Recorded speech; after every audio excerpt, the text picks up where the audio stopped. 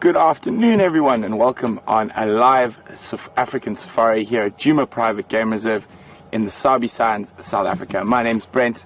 I've got Brian and the thumb on camera, and we have Nikki and Tara in FC. Welcome, and where we are sitting right now, the reason I've been sitting here quietly for so long is that we noticed a tortoise as we drove up, and he's now trying to escape us. I'm just going to roll forward. For those of you who might be new, we are completely live, so everything we see, you see, bar a few seconds, and we are interactive. You can send us questions, and you can do that via email using the email questions@wildearth.tv, or if you're on Twitter, you can use the hashtag #SafariLive. So there, we're starting our game drive with the leopard, but just not the feline variety. This is a leopard tortoise. It's quite a big one. Unfortunately, we can't see his mouth there, but he has got some nice green grass in his mouth. And the reason he's out moving is because of this late rain we've had. So tortoises are very, very water dependent. So they don't move around during the dry season. And this late rain has sort of given the tortoises a new sort of late lease on life, and they are now out feeding. The reason they don't move around, it can take them a long time to move between water points. I'm just going to try drive around to the other side of him. I'll explain why we don't touch them or pick them up in a few seconds. There's a very important reason why. One of the way a tortoise defends itself is it's basically urinates, and it's very smelly and sticky and viscous. I don't know if you can see his head from here.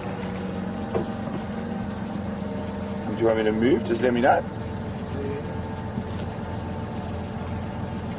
A little bit back. Yeah.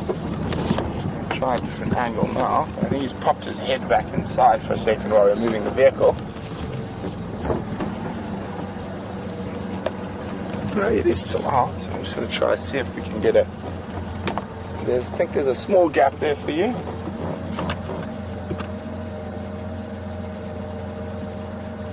So the reason we don't pick them up, so their defense mechanism is to release their bowels, and they urinate very sticky, viscous and smelly substance, but that is also 80% of their water.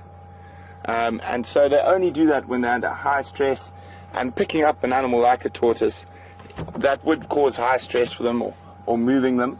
So that's one of the main reason we don't pick up animals like tortoises. You can see his head lifting there slightly. What I'm hoping he'll do is he might move a little bit through the grass towards us, and then we can have a better look at him. But he'll be very, very happy with all this green grass that's sprung up after the rain, and having a good sort of feed before the dry season sets in. Quite big, quite old. I guess he's definitely over 20 years old. I'm not the best at aging tortoises, so I'm not going to try to be too specific, but I'd say he is quite old. Another very interesting fact about the tortoises is generally, if it's been dry for a couple of days, and then you start seeing tortoises moving around, it's a very good indication that the rain is going to come within the next next 12 hours. They have an unbelievable ability to smell rain, or I don't know whether it's rain or moisture in the air, and they start moving around when they know they're going to have lots of little puddles and pans and stuff to be able to drink from, and so that's when they start moving around.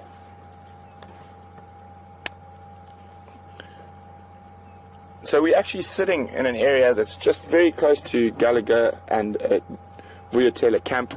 I know Scott was trying to follow up on some monkey alarm calls in this area this morning, and during the day we heard monkey and squirrel alarming in this area. So we've come to check to see if we can find any tracks around here or any sign of leopard. So hopefully we will get that chance, and we will hopefully find a cat in this area.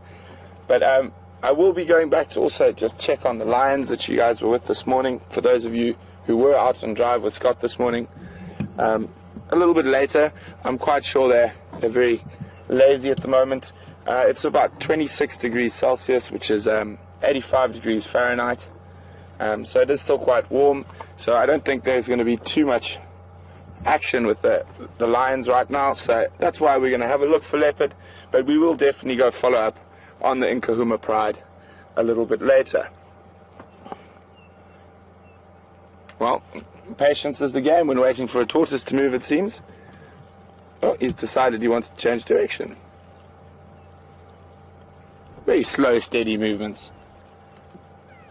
So they're called a leopard tortoise because of the markings on the shell. They do resemble leopard rosettes.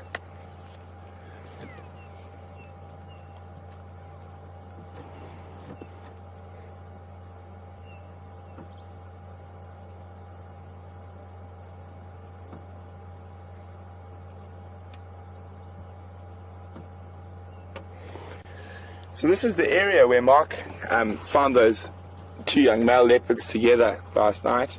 So it could be quite interesting to see if both of them are still in the area or just one's decided to stay in the area. So we'll see what happens. But very interesting dynamics between those two young males. I personally haven't seen them together yet. I'd really be fascinated to see if one made a kill and one actually came upon it. Who is the dominant between those two young males?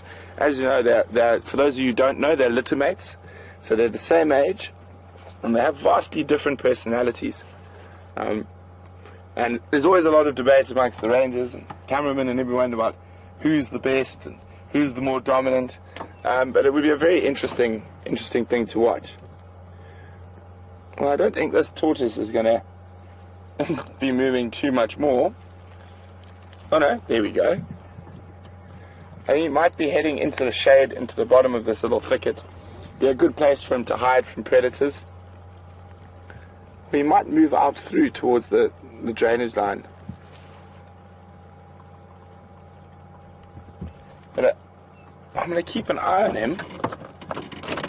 It'd be nice for you guys to be able to see him when he's not in the long grass.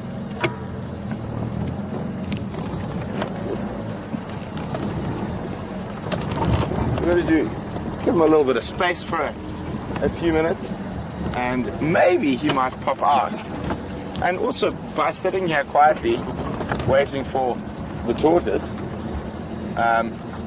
it gives us a chance to listen to the bush. And the bush might be a gap there, right? See his face. And listening to the bush is very important when it comes to finding and tracking animals. A lot of your other species will let you know that there's a predator around. Even little birds, squirrels, obviously your bigger mammals that are preyed on by the predators. Nyala, kudu, bushbuck. And you can see there how the camouflage, why the tortoise's skull is dappled like that. I've got a question for you guys out there.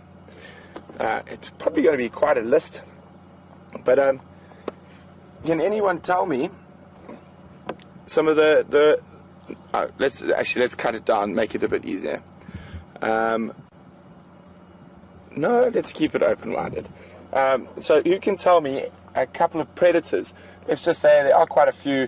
Let's say just 5 predators that feed off tortoises. You can send your answers to questions at WildEarth.tv, or if you're on Twitter, just use the hashtag #SafariLive. We really do appreciate all your questions, and we do try to answer as many as possible. Your questions help us on our drives. It gives us something to talk about, and specifically what you guys would like to speak about. And it's our absolute privilege to be able to share our passion for the African bush with so many of you all over the world. So thanks again for sending in the questions and watching us out on Live Game Drive. I think he's got into the shade. Okay, well, let's go see if we can find some leopards.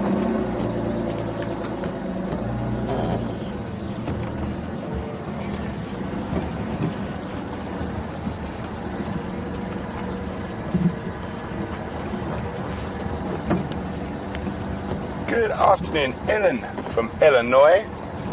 Ellen would like to know what differentiates a tortoise from a turtle or a terrapin. Well, from a turtle, I think in the northern hemisphere you guys have a different definition for tortoises and turtles, and I think you actually might call tortoises turtles. I'm not 100% sure on that, but from my understanding in this part of the world, a tortoise, we only get two species in this area, which is the leopard tortoise we just seen, and a Speke's hinged tortoise. And the difference is those tortoises are completely terrestrial, so they feed on, they graze out on the grass, and they live on land. Whereas a terrapin, which is another thing compared to a turtle, is sort of for me halfway between a tortoise and a turtle.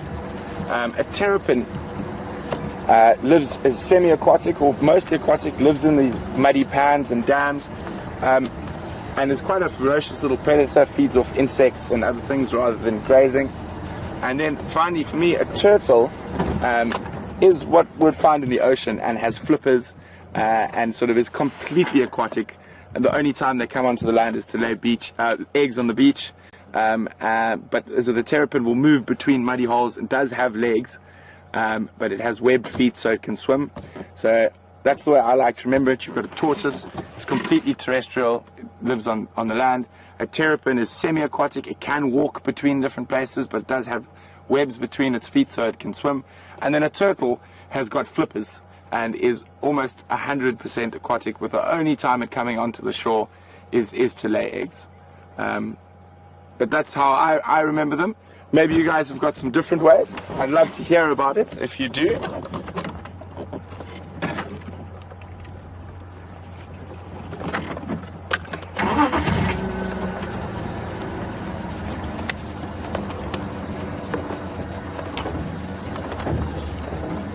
So I'm just going very, very slowly into this drainage line.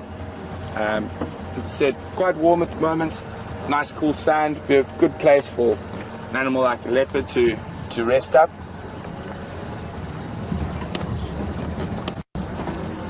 Good.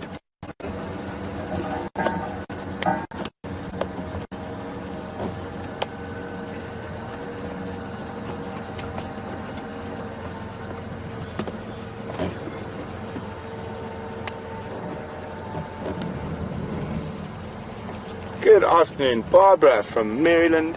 Barbara would like to know, do tortoises eat marula fruit? They might. I personally have never seen a tortoise eat marula fruit, but it is possible. Let me see. I just want to check very carefully here in the drainage line.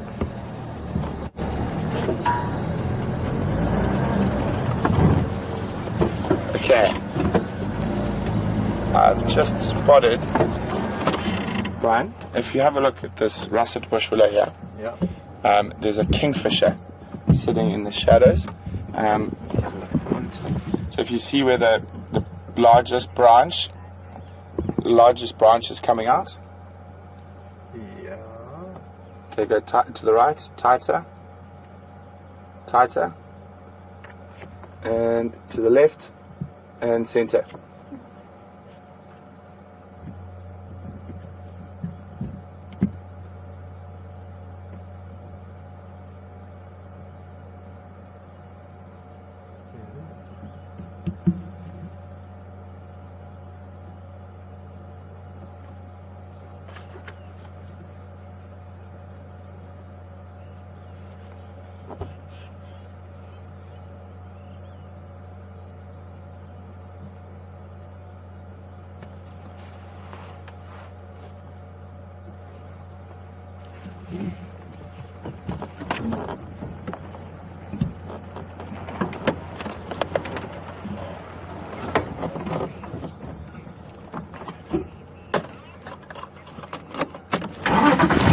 Unfortunately, that is a brown-hooded kingfisher. He didn't sit for too long.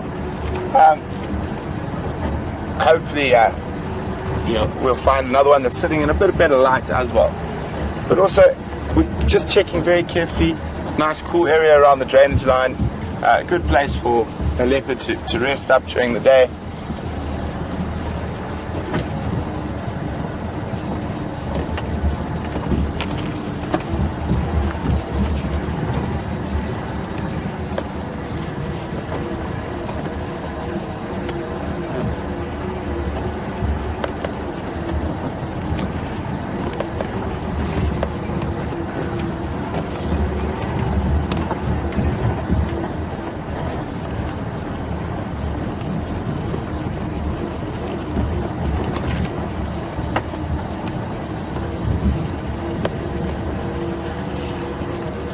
Good afternoon, Mary from Missouri. Mary sent through leopard, lion, hyena, jackal, and crocodile. Well, I've never ever heard of a crocodile eating a tortoise, but it is definitely possible. But yes, I've seen lion, leopard, hyena eating tortoise. I've personally never seen jackal, but that doesn't mean it's not possible, specifically with the younger ones. Try something here. I just saw a little dwarf mongoose scurry into this termite mound. Let's see if we can get him to come out.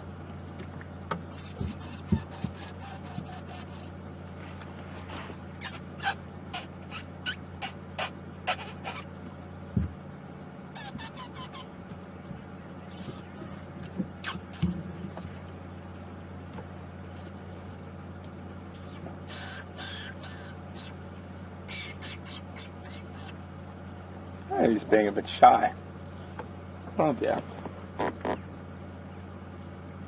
Oh, obviously this dwarf mongoose doesn't want to be bothered.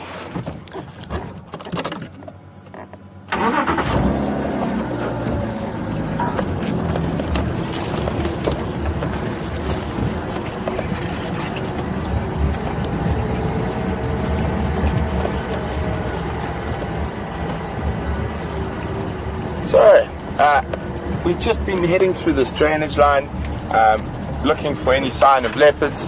We managed to spot a brown-hooded kingfisher that was sitting in a thicket, and it disappeared. Hopefully we'll be able to get a better view of one of those kingfishers somewhere else on drive. But we will keep looking for everything, not only the big and scaries, but also the creepy crawlies and the feathered ones.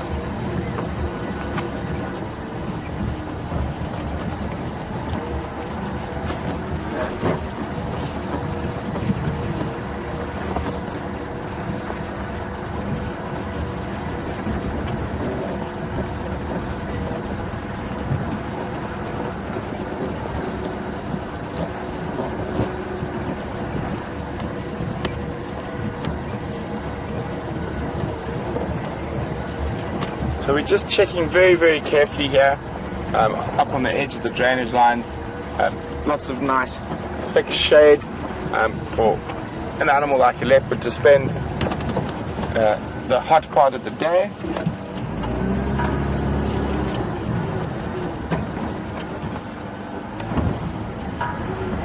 There's a leopard-like stump under that tree over there.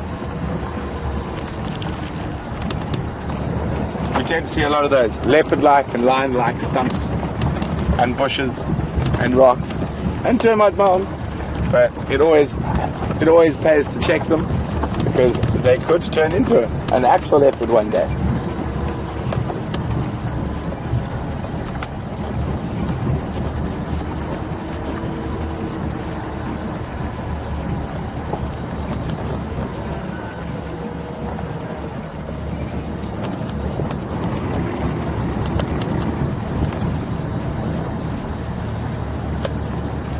Got a question for one of our Zoomies, Mike. Good afternoon, Mike. Welcome on Drive. Mike would like to know, what are the small five, and can I get a little bit of information on them? Well, we've seen one of the members of the small five, and that's the leopard tortoise. And the other members are basically all small animals or birds that are named after a member of the big five. So we have a red-billed buffalo weaver, an elephant shrew, an ant lion, and a rhinoceros beetle. And quite often the small five in this part of the world are much, much harder to find than the big five. And we do have all occurring, but I think I've never seen all the small five in one day. I think the best I've probably done is 4 out of the small 5. The hardest one of them to find would definitely be the elephant shrew. But they are here, but I'd have to go scuttling around setting mouse traps to go try find an elephant shrew. There are a couple of species. I think we actually had a conversation about this a few weeks ago, and we figured out there were 3 species of elephant shrew that occur in this area. All of them quite small and quite hard to find.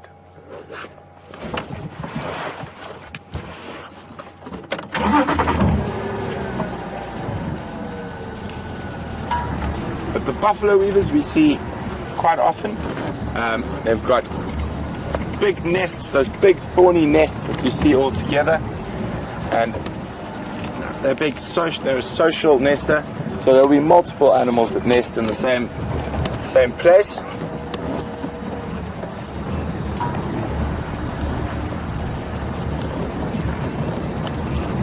Just checking carefully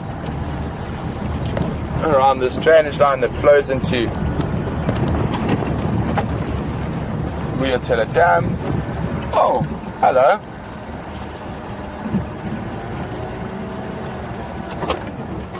A buffalo bull moving away from the dam. Go on, go chase a leopard for us.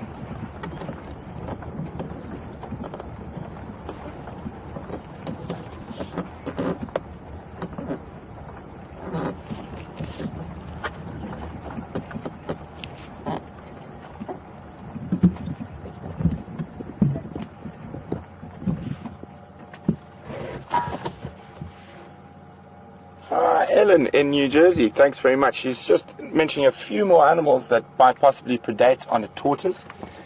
Golden eagle, that's quite a famous one. The way they predate on tortoises is they are said, oh sorry, that's not a golden eagle, that's an imperial eagle, I think, from Mongolia. It's said to actually catch them, fly, lift them very high and then drop them. But one of the more interesting bird species we get in this area that predate on tortoise is the African ground hornbill, or the southern ground hornbill. So this old buffalo bull has finished his spa day down in the mud, and it's probably heading off to go graze or find a nice shady spot to choose the cud. Go ahead.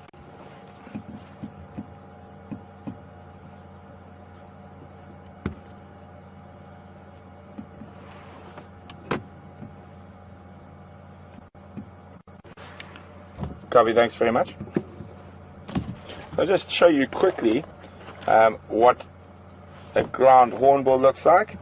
It's a wonderful bird that we do see occasionally at Djuma. One of my favorite bird calls in the bush is the ground hornbill. Oh my goodness.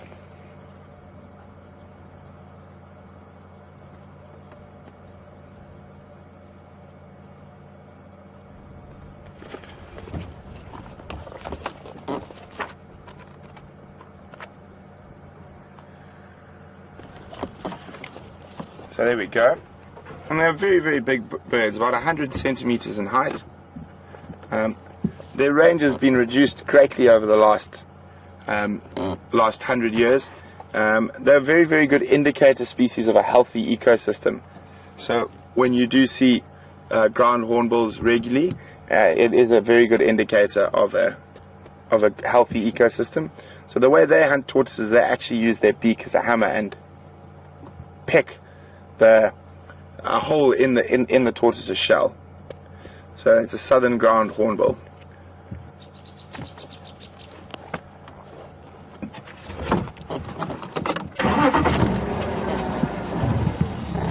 Gonna have a quick check towards the top end of the dam. If we don't find anything here, I think we might just go have a quick squiz where the lions were left. And see what and see what they're up to. Make sure they haven't moved, if they haven't moved during the day, and if they have, it'll just give us a bit of a chance to track. There's a little bit of cloud cover coming in, so temperature's probably dropped a little bit. So what we're going to do is head towards where Scott left the lions this morning, and just have a quick check up on them. If they are still sleeping, we'll stay with them for a little bit, and then definitely come back as it gets cooler. Hopefully they're on the hunt, and there are some buffalo bulls around at the dam, so that could be very exciting later on in drive.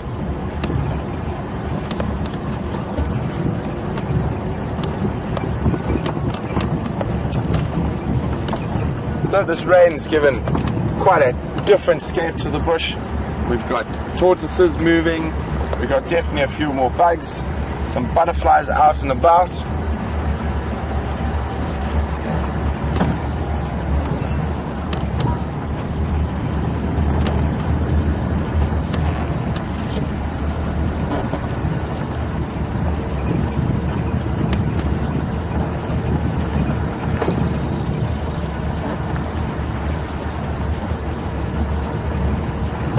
Just going to pop across the Gari dam wall.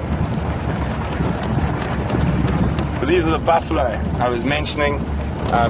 From what Scott told me, the lions were lying up relatively close to where these buffalo are. I haven't seen them since yesterday morning, I think it was. So hopefully they've digested quite a lot of buffalo, and they are hungry and will be on the move again this evening.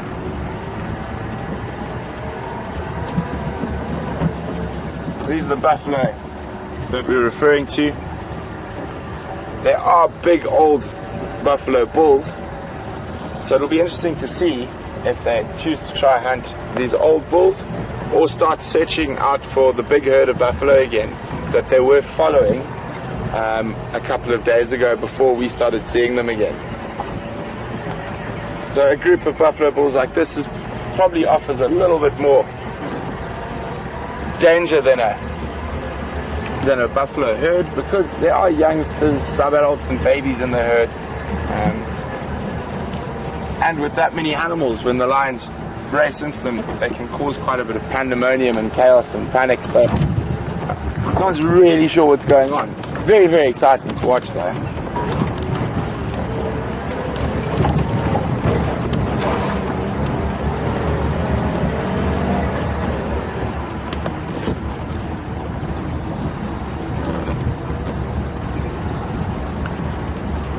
So nice to have these lions back on Djuma. We haven't, until they arrived this last time. We had only had a couple of very brief glimpses over our northern boundary of them. So good to have them back.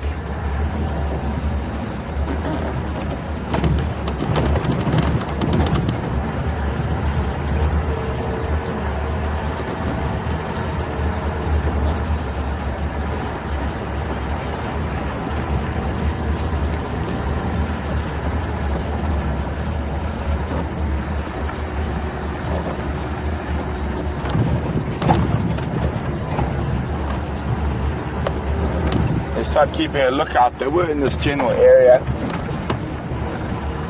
so checking under all the shady bushes, looking for that flat cat. Lions are very good at dozing, and on average they will sleep for 20 hours out of 24, and even when they do move, it's generally very short bursts of movement.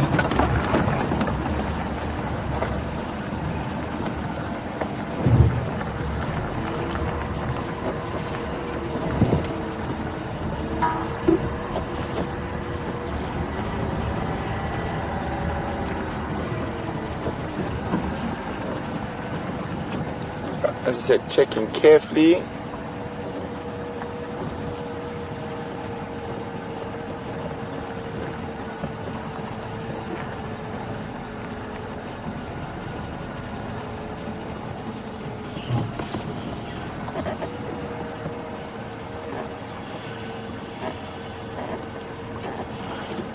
So, I think we just spotted a lion belly just off the road there. So that's one of the ways we try to find lions, is when, especially when it's a bit warm still, they're sleeping and their underbelly is a bit lighter than the rest of them, and that sort of gives us the opportunity to spot them. Just trying to make sure. There we go. There's some kitty cats, rather large ones, but so there should be 8 lions in this pride. At the moment I can see, oh no, there the rest of them behind there in a pile of lions.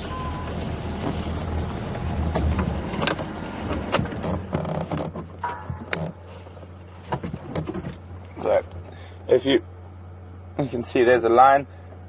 If we just have a look a little bit behind, you'll see that pale belly that we spotted from the road. So that's sort of one of the things you do look out for when you know you're looking for lions. And that sort of shines, it's sort of a marker for us. Even when we're tracking on foot, we look for that sort of pale belly to show us where they are. So they're probably about 200 meters or so away from where those buffalo are resting at the dam. So I said we just wanted to come in and have a check where they were. They're not in the best position for a sighting. They're lying up in a tambuti thicket, which is these little trees around here. Very slow growing trees and that, so we don't want to push them around too much. And also, there's no real access for a good visual. But now we know where they are, and we know where they are in relation to where the buffalo are. So that bodes well for, hopefully, some entertainment this evening.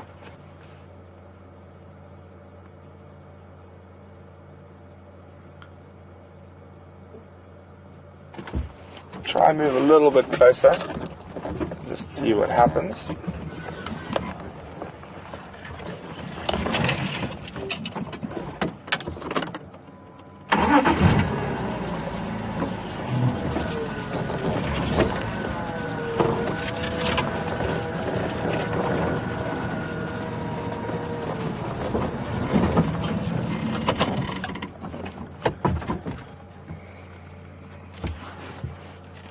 So we've got a young male and a lioness.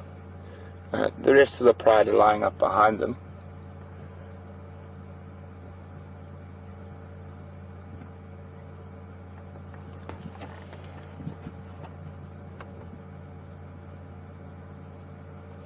Lots of flies on them as well.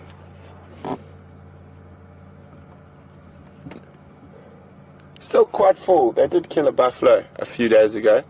But I think a few of the members of the pride could be starting to think about their next meal now.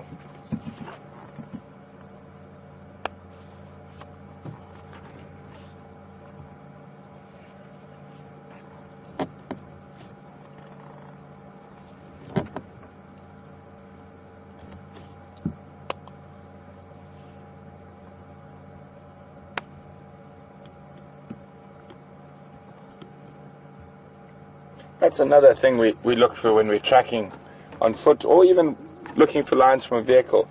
That slight little ear movement with the black on it, another one of those indicators we look for when we are searching for lions. Because as I said, for the majority of the day, they are very flat cats.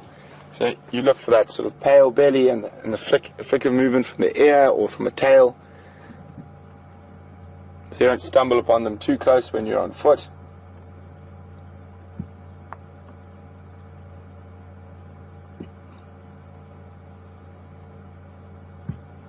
Seems the wet's getting too much.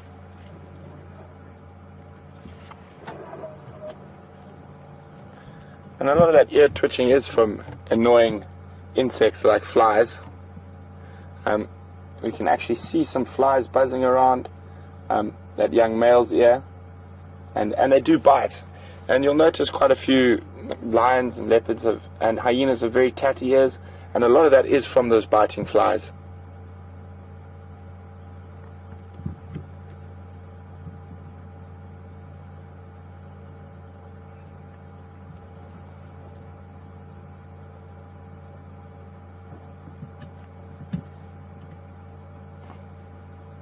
You can see there's actually a fly on his eyelid at the moment.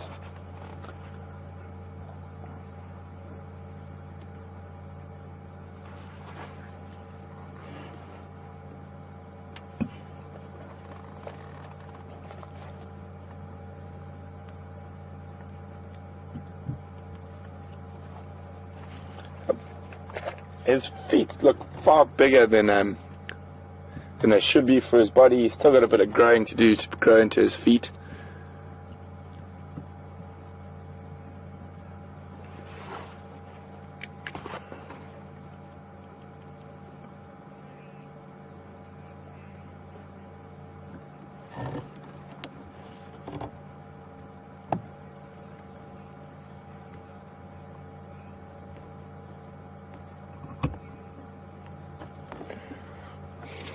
Good afternoon, Terry. Welcome on Drive with us. Terry is from the UK. Terry would like to know, would lions kill even if they're not that hungry? Most definitely, Terry. They are opportunists. If an animal happened to walk into them, even while they were full and fast asleep, they would take opportunity to kill that animal, and they would feed on it later. They do not mind rotten meat. They will eat absolutely putrid meat. So that is not an issue for them. I mean, I've seen lions in northern Botswana that have still been busy eating an elephant, and a large herd of buffalo sort of happened to stumble into where they were sleeping, and they caught an adult cow buffalo while they still had possibly a week's worth of meat left on the elephant carcass. So they are opportunists, and they will eat, or they will kill even when they are full and not hungry. But as I said, it's more opportunistic. They won't put too much effort into it. If it happens to sort of stumble upon them, then they will.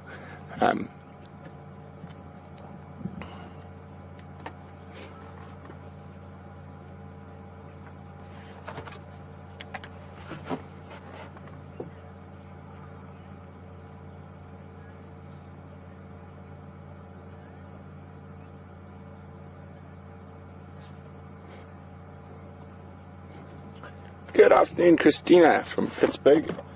Christina would like to know whether lions will eat and digest bones and teeth. Well, bones, yes, Christina, specifically the smaller ones, and they will chew them up. They won't be able to digest all of the bone, and a lot of it will come out in their feces, but they are able to digest a portion of it. With the teeth, I don't think so. Being enamel and whatnot, they'll just pass through normally.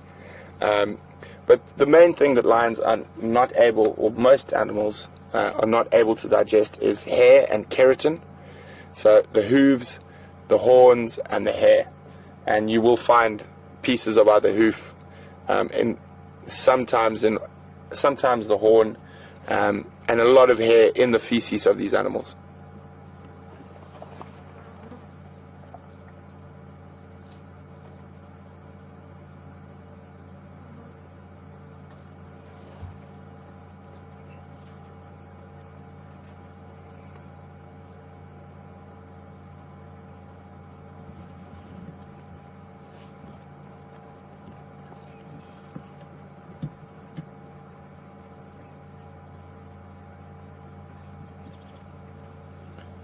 We'll stay here for a little bit longer,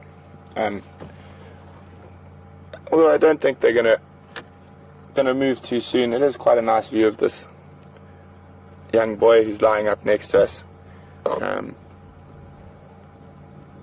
it is cooling off quite early.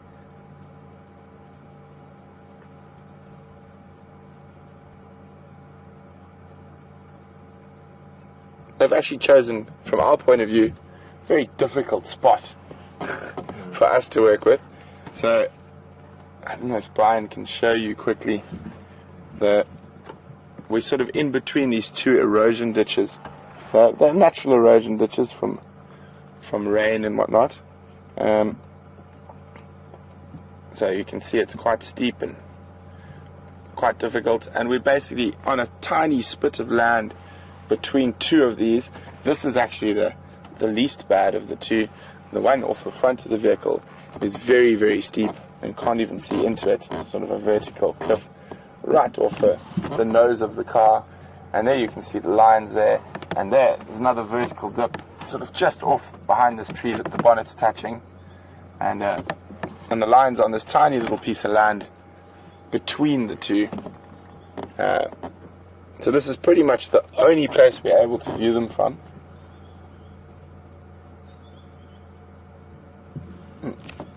And they sort of stretch. Let's see how many I can actually count. I've got 1, 2 right next to us. 3, 4, 5, 6, 7, 8. So I can see the full pride.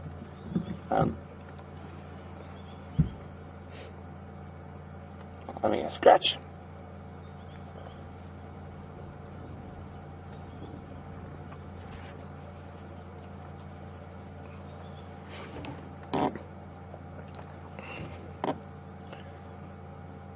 So life's going to get quite interesting for this young male in the next year or so, as he gets to a stage where he's possibly going to be pushed out by the dominant male lions in the area, and he's going to have to go find his own way. And hopefully for him, he finds some other young males that are in the same predicament, and they'll form a coalition. But they will generally move quite far from their natal territory, and this is to stop inbreeding. Here we go. Well, it looks like they're going to make up a choice for us.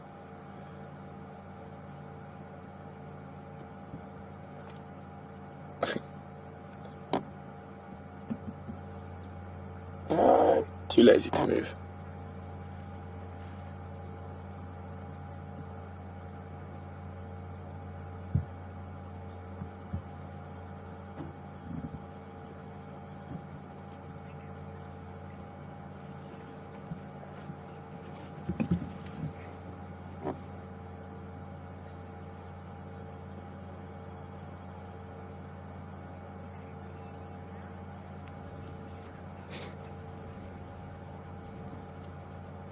So we're still sitting here with the Nkuhuma Pride Alliance. As you can see, there's not much happening. They're all sort of flat cats and being quite sleepy. We just wanted to come check so we knew exactly where they were for when we want to come back and look at them this afternoon. There are some buffalo not too far from here, so we're hoping that they will get up and stretch as it gets cooler and start moving towards where those buffalo are. Although there's still quite a few full bellies, I think some of the other members of the pride who might not have got as much buffalo as the greedy ones might be thinking about hunting again. So it'll be interesting to see what they do later, and we'll definitely be making our way back as it gets cooler, and hopefully they'll start moving.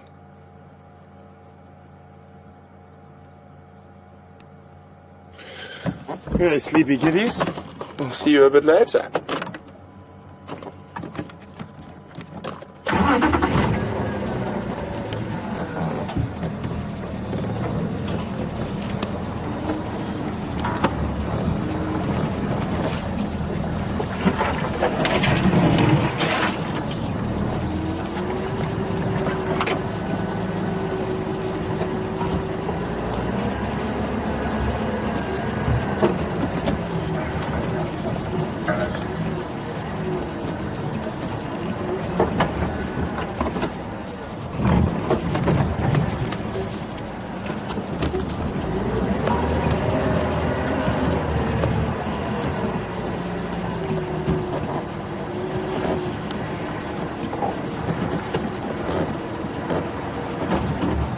Okay, well, we know where the lines are, so we basically set up our afternoon.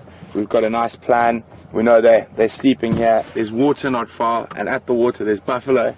So we're definitely going to be back here, probably about in an hour or so, and hopefully that by that time it will cool down enough that they would have started moving towards either to have a drink, and hopefully, you never know, chase some buffalo around.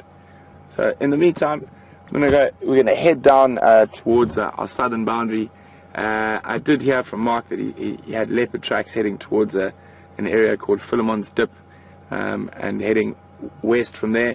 So we're definitely going to have a look in that area, and hopefully we'll come up with some tracks, or even better, a leopard. Also, it'd be nice to see some ellies. I haven't seen them for a while.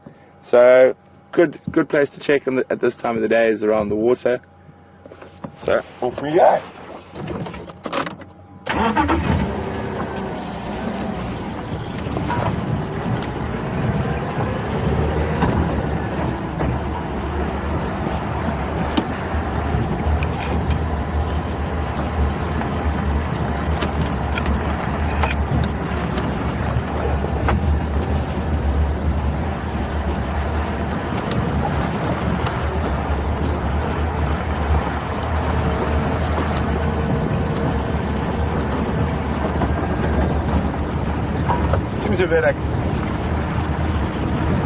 Seems like a bit of cloud cover coming in. Still quite warm.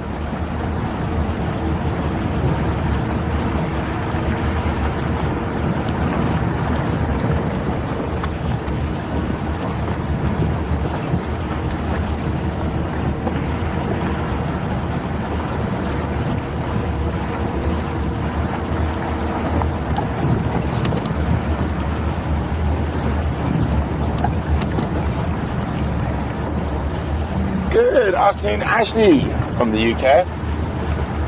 Ashley's asking about white lions.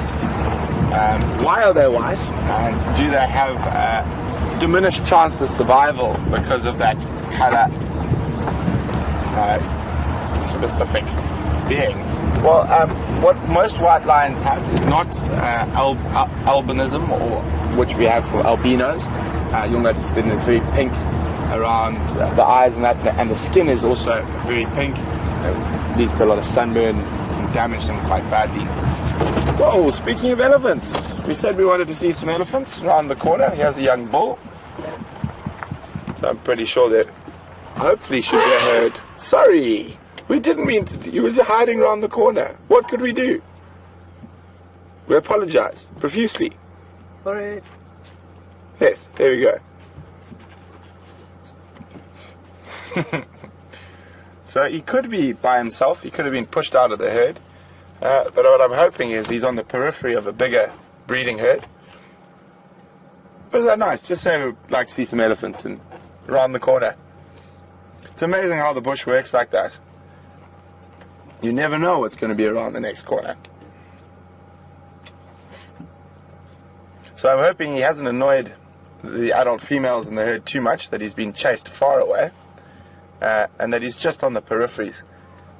So he's probably, he's a teenager, and when they are that age, they are pushed to the peripheries and sometimes pushed completely out of the herds because their testosterone's running, and they just tend to be a little bit too boisterous and aggressive around the females with the young calves, so they actually get pushed out of the herd. And he's heading off in that direction. Hopefully, the rest of the herd's off in that direction. So being a teenager, he might shake his head at us quite a bit, trumpet and make noise. He's just showing off like most teenagers, specifically teenage boys. There we go. Head up. He's reminding us that he's big and scary.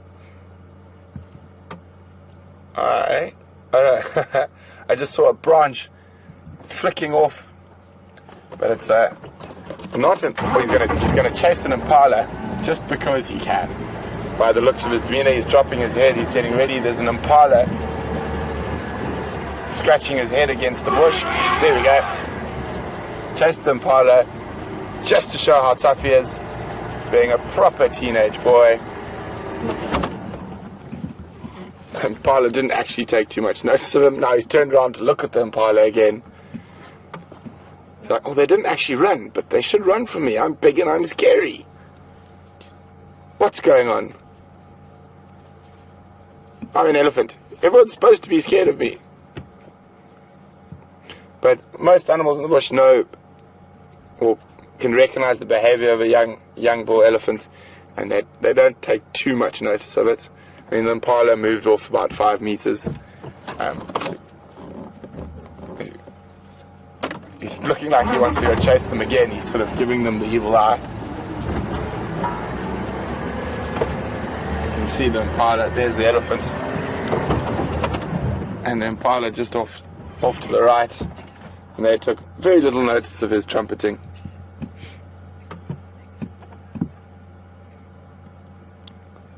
So it'd be quite nice to stay with this young bull for a while, see if he does lead us towards a breeding herd.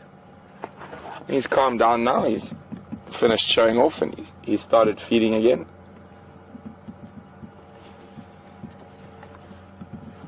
Maybe slowly mobile through the block, and it's quite possible he is tracking a bigger herd. So we'll just sit with him for a little bit and see where he leads us.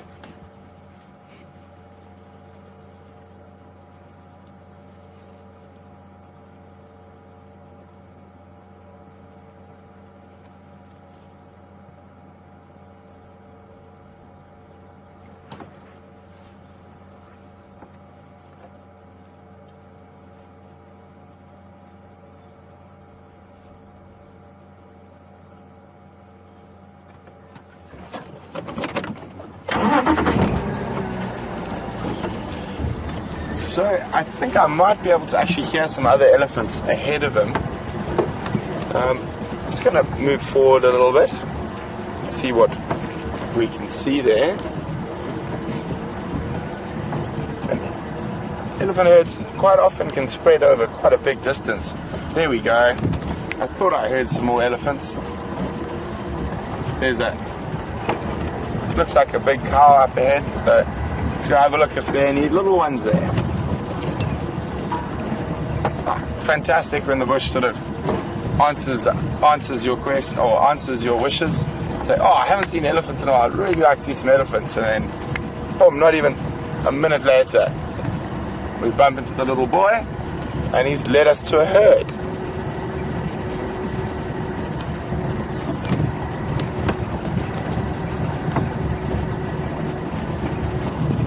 Going to have a look. There's some cows off to the right. I just think that looks like some more out in a bit more open area up ahead.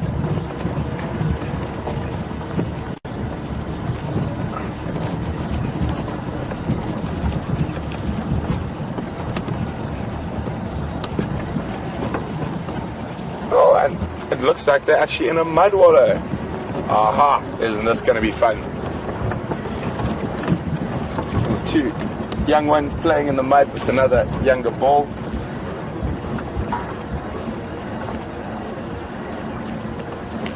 Just going to try and find the best spot to see the wallow.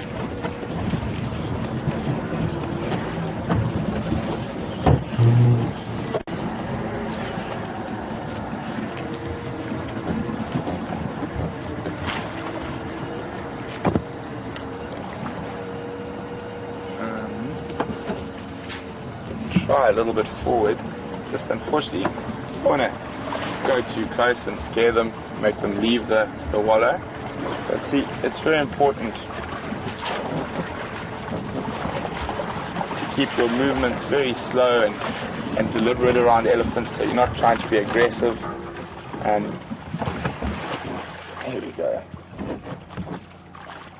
Looks like lots of fun. I want to go play in the mud.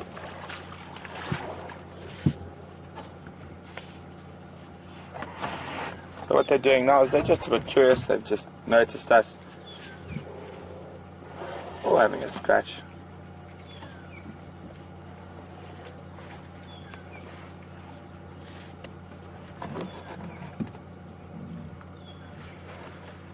And they look like some more elephants coming from behind to join this wallow.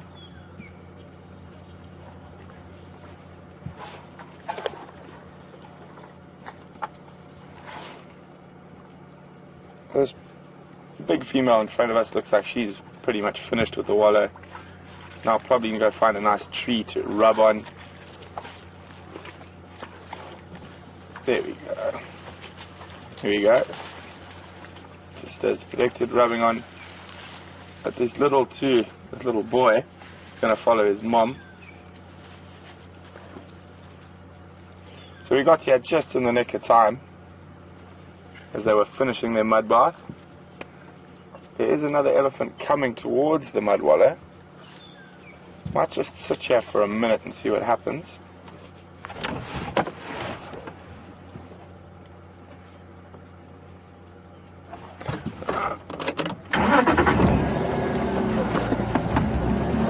there's action behind us. This is actually a very big group of elephants. I mean, they're very spread out, but there are a lot of them around us.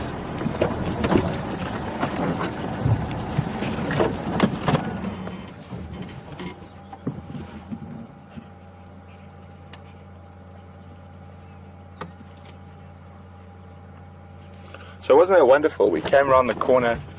I just said, wouldn't it be nice to see some elephants? I haven't seen them in a while. We came around the corner, almost had a head-on collision with a young bull. He trumpeted us a little bit, and chased some impala. And then we decided to just stay with him and follow him, because quite often those young bulls are on the peripheries of a bigger breeding herd. And now we're literally surrounded by possibly 30, 35 elephants, and some youngsters. There were a couple having a mud bath, but they've finished. And now I think they're going to, after the mud bath, one looks like it's having a dust bath. Just going to move forward a little bit. See if we can get a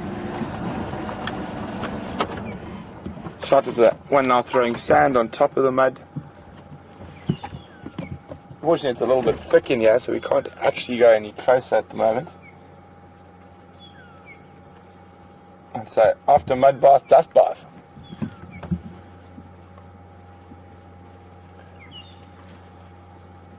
This helps with parasites. So basically the mud will harden. The dust's quite nice and soothing and cooling, but what will happen if they do have parasites like ticks and that on their skin, they will bathe in the mud, and once the mud dries, they'll find a nice rubbing post, a tree normally, and then they'll rub, and those parasites will come off encased in the mud.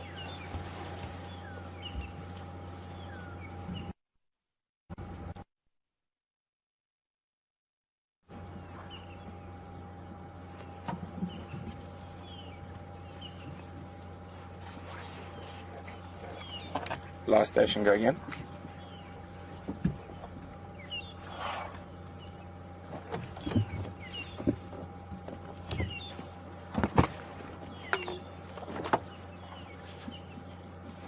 I'm going to try reposition where we can get possibly a better view.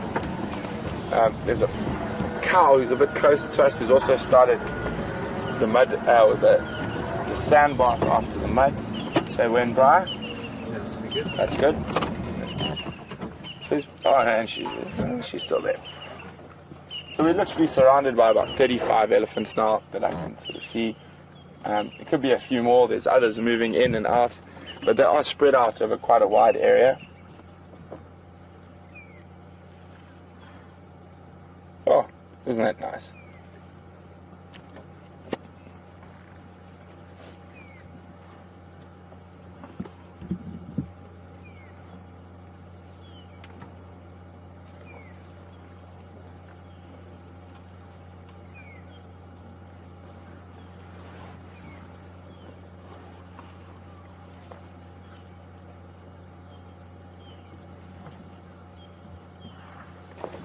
You can just hear elephants everywhere. I can't see all of them. At the moment, I can see 1, 2, 3, 4, 5, 6. Standing by.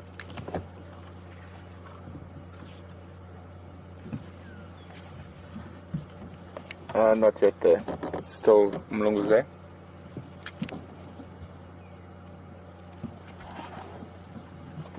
There's another nice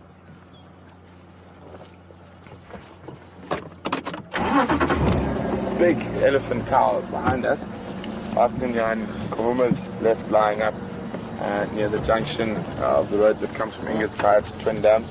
There's a fish quarry bush in the road. Visual is about 2 out of 5 and only space for one vehicle there in the Tumboti thicket. And there's a large number of Indlov on Ingwe Alley, which is that little link road, that little link 2-track that runs from Twin Dams to Philemon's Dip.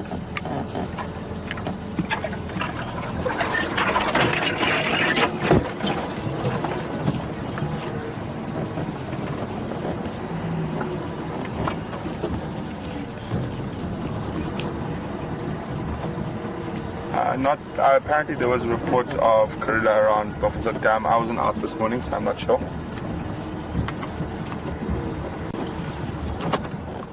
Hello, little one. There's a nice young elephant. Probably around a year old.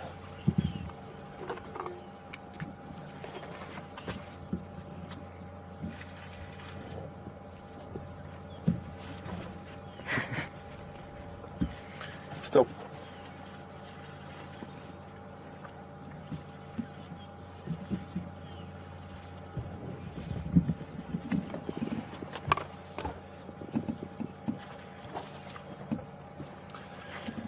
Good afternoon, Charlie, who's tweeting us this afternoon.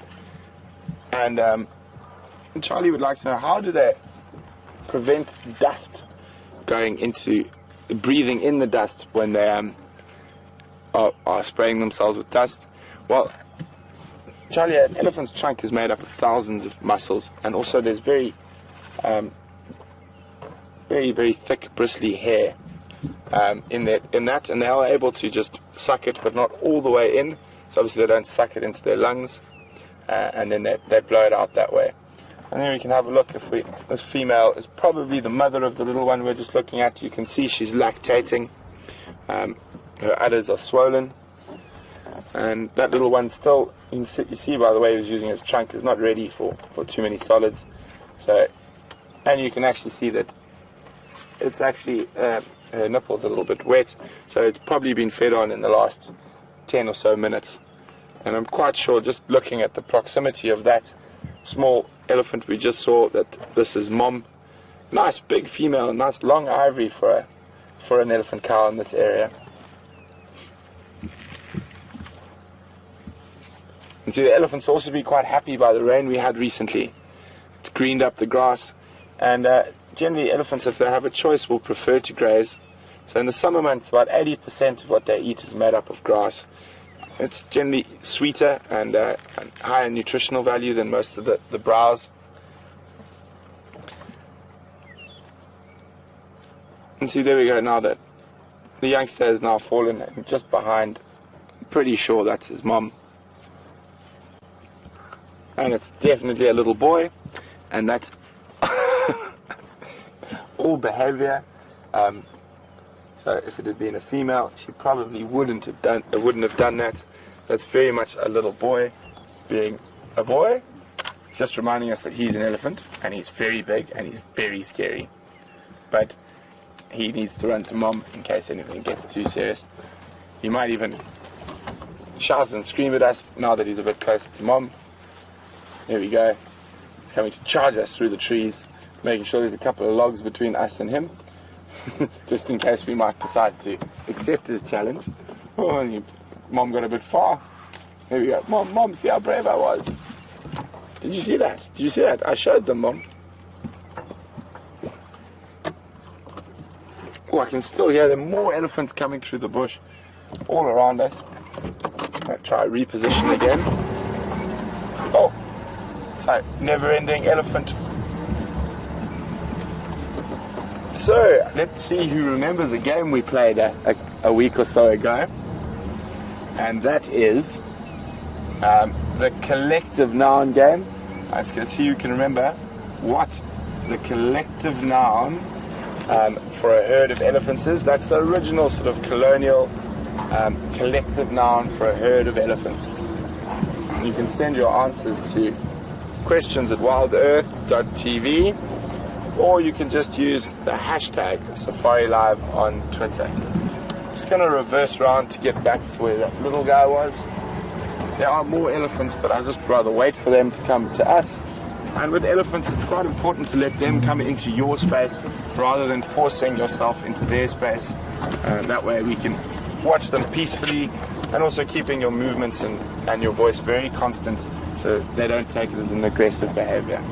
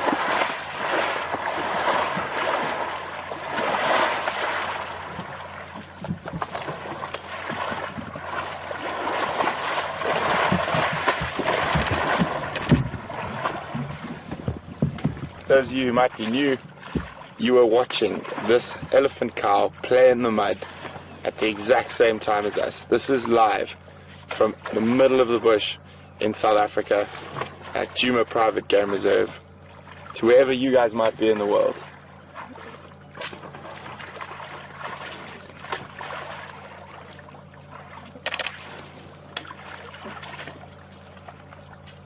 So, as I said a little bit earlier, we're hoping that more elephants would come in for a mud wallow, and here we go. Although the little boy seems like he's a bit nervous.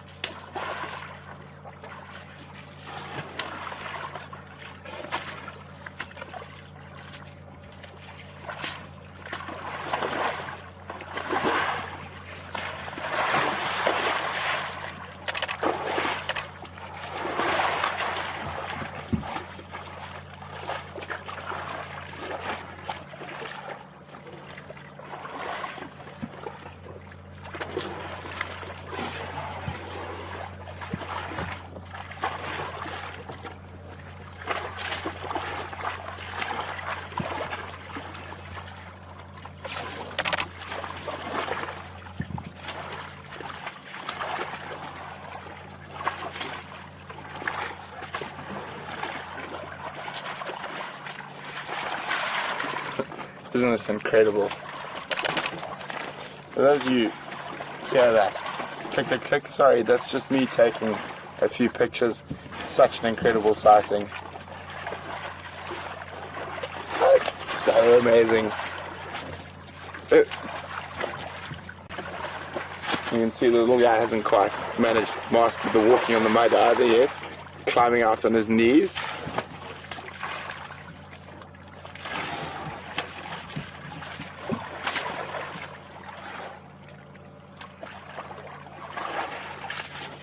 So as we said a bit earlier, we're really hoping that some other elephants would move into this mud wallow, and we're really, really lucky. The big female with the nice long tusks and a tiny little male calf of hers have come, and they're probably about 5 meters from us, enjoying a nice cool off in the mud bath.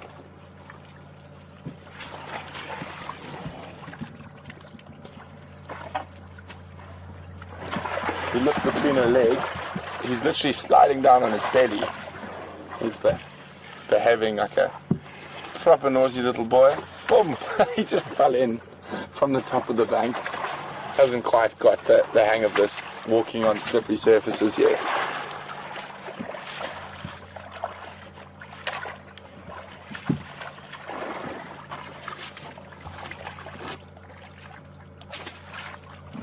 You see how she uses her trunk to flick the cool muddy water sort of underneath her to places that would be quite hot.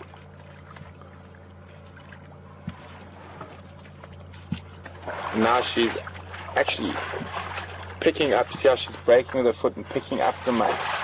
Now she's going to try using thicker pieces of mud. She's doing that to put on herself to get the thick mud to harden on her, and that's the mud that the ticks and other parasites will get caked in. And you see this little guy doesn't quite have control of his trunk yet. He's trying, but oh, isn't that cute? This guy seems to like jumping on this. Oh, no, he's going to. Oh, quite a little character, this one.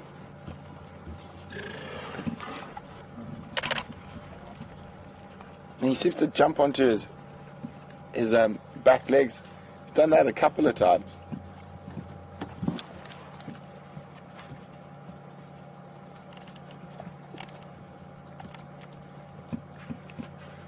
Got another. Here's our. Isn't that wonderful, being able to view something like that?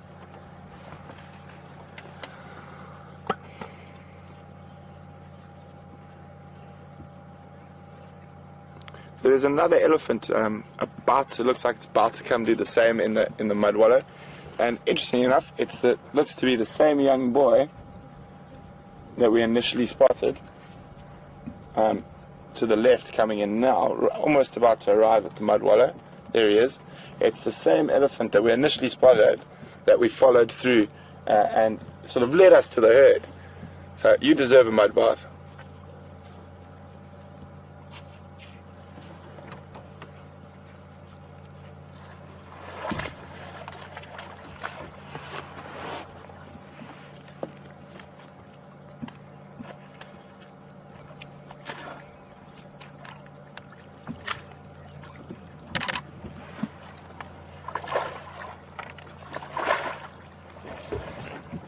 Here we go.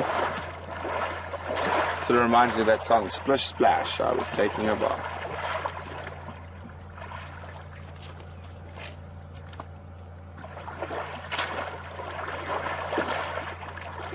Another interesting thing is you can see by the way the elephants kick their feet about, and this is how bigger pans are formed. So a shallow depression, buffalo might wallow in it, warthog, and elephants by kicking it around, spraying the mud out. This is how a bigger pan is formed over many years and lots of usage.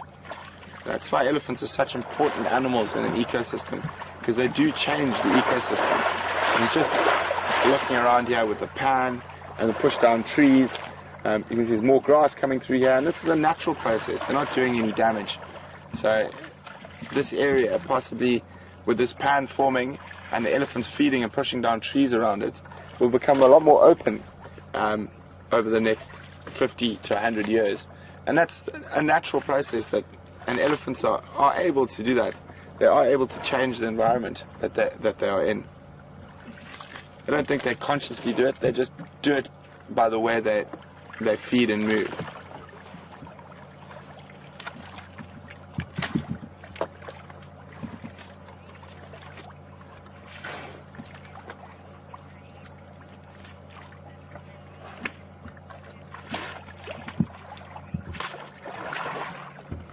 Well done, Kathleen, who is one of the first on Twitter to send through what the collective noun, the old collective noun for elephant was, and it's a parade of elephants.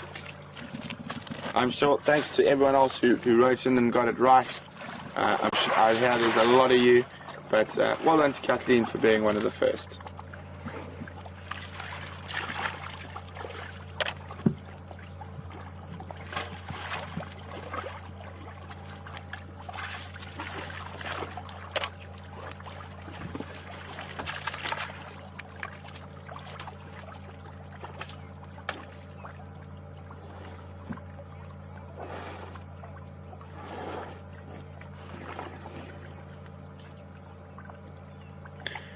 Good afternoon, Angela from Boston.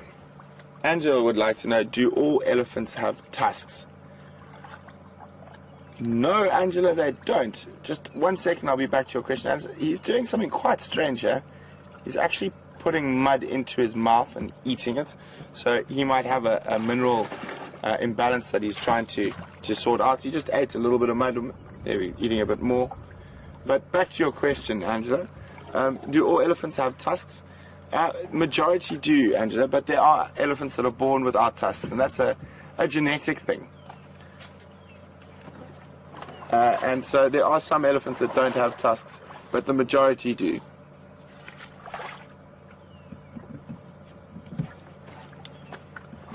So strange enough, we're back on the edge of the herd. So this is right on the peripheries. This young bull's obviously been very noisy, and that's why he's being pushed away from the main breeding group.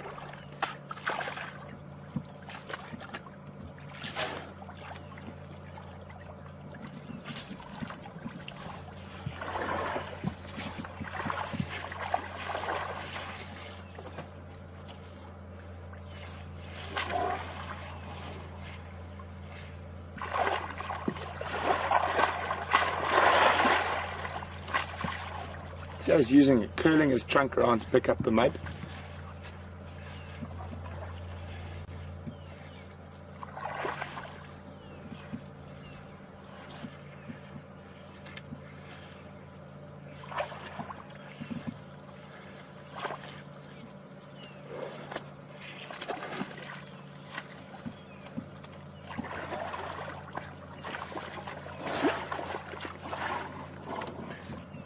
You can see how he was loosening the mud with his trunk and whatnot. Uh-oh. Careful. So all the other elephants have done this facing the other direction. We're actually in a bit of danger here. we might get a mud blast. So, turn around. There we go. Good boy. So he might even use his... you see how he splashes the water up there? So he's trying to grab thicker mud with his with his trunk.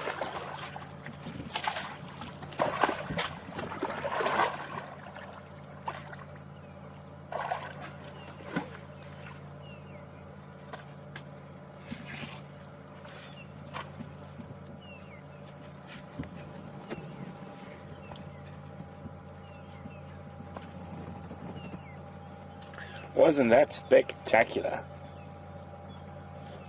I'm very spoiled today.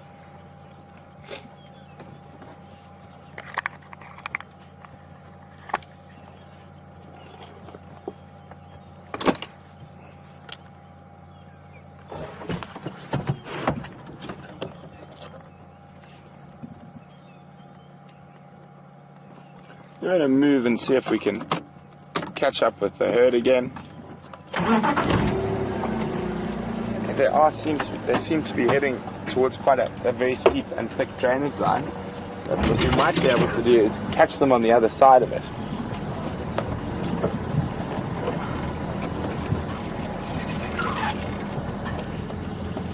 Just see them in the distance. I don't know if you could catch them disappearing there, bruh.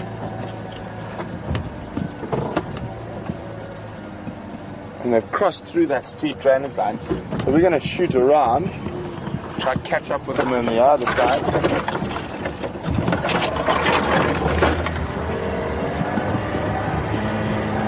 There are still a few elephants about. Oh, and another little baby. Oh, there's actually still quite a few right here. I'm just going to find a spot where we can get in there to have a look at them.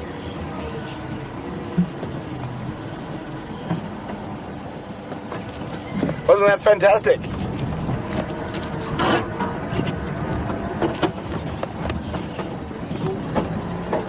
Oh, we got it.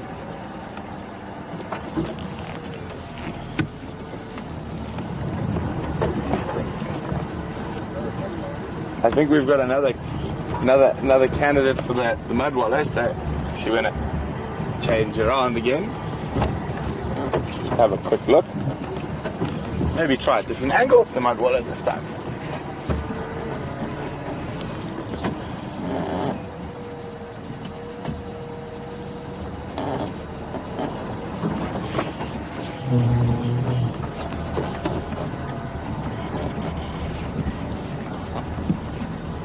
Yep, another candidate for the mud wallow. It's a busy wallow today.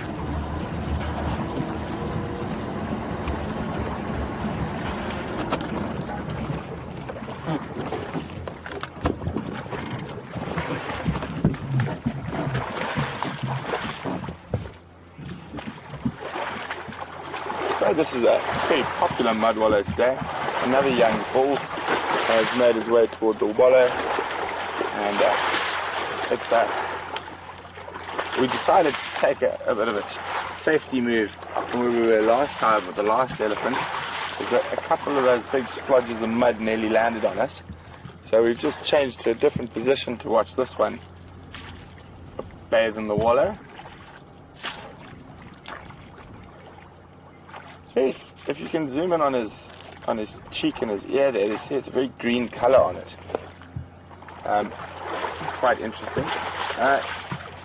What I think that's from is actually rubbing up against a tree that has a lichen on it and that coloring, but difficult to be sure. But that's what it does look like.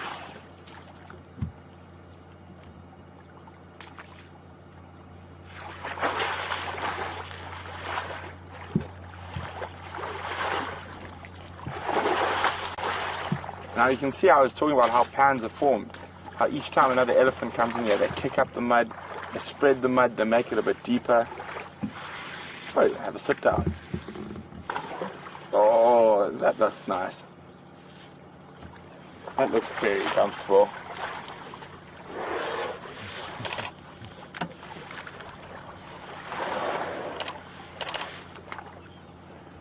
Taking it the max relax. Elephant spa day.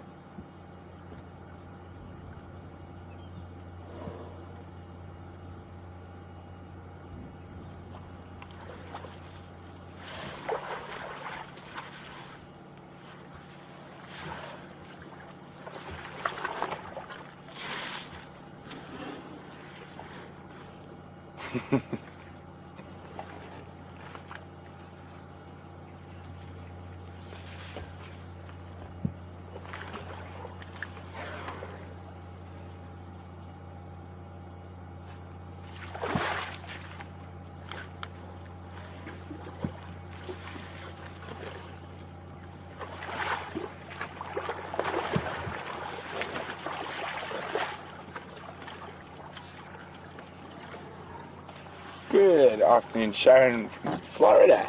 Sharon would like to know whether I've ever been fortunate enough to be splashed by an elephant having a mud bath. It depends if you think that's fortunate or not, Sharon. I have, and it sometimes is not the best thing. That mud is quite smelly, and it can go everywhere. And I'm sure Brian would not want large pieces of mud splashed onto his camera. Definitely not. He'd be sitting there with a toothbrush tonight trying to clean the camera. But yeah, I've been splashed with mud, I've been sprayed with dust, and I've even been sprayed with water before.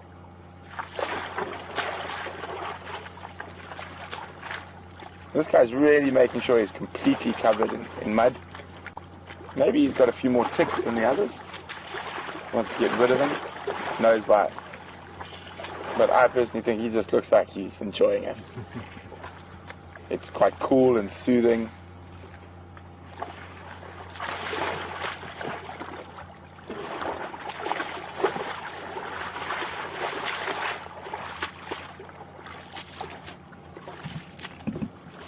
And there we go. Was that fun? Very much typical young boy behavior now. Now showing us his ears, telling us he's big and we mustn't mess with him. So yeah, it's very important not to move too fast and keep your voice very calm. It's just moving too quickly or doing the wrong thing when an animal that size is that close to you can result in naughty behavior by the elephant. Here he comes back around the other side. Now he'll just move on off, following the rest of the herd. And we're going to try zoom around and catch the rest of the herd on the other side of the drainage line. But wasn't that fantastic? He really looked like he was loving that. Makes me think I should actually go for a mud bath one of these days. Get rid of my parasites.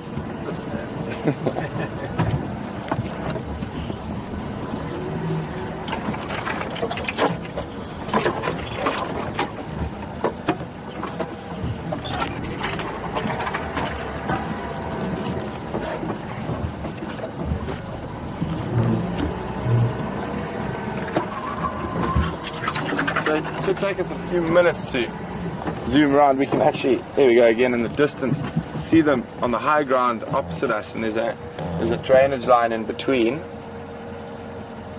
So we're going to try zoom around and catch up with them.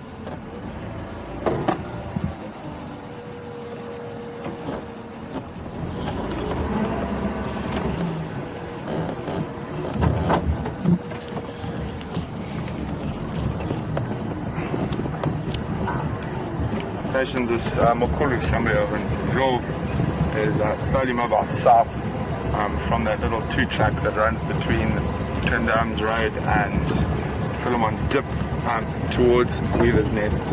I'm going to move around and stay with them for a bit longer. Is there any update on the Shambiyangala on Twin Dams near Kaya Junction?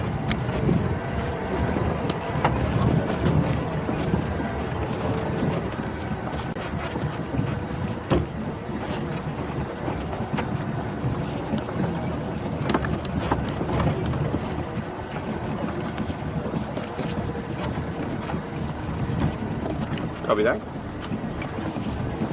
There seems to be still a few elephants here on our left. I'm trying to see just a couple of more young bulls.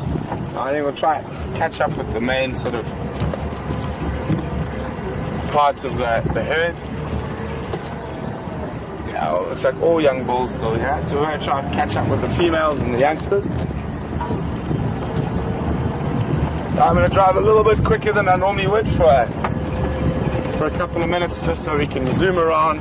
There's no real easy place to cross this drainage line, so I'm going to shoot around to where we can cross the drainage line easily.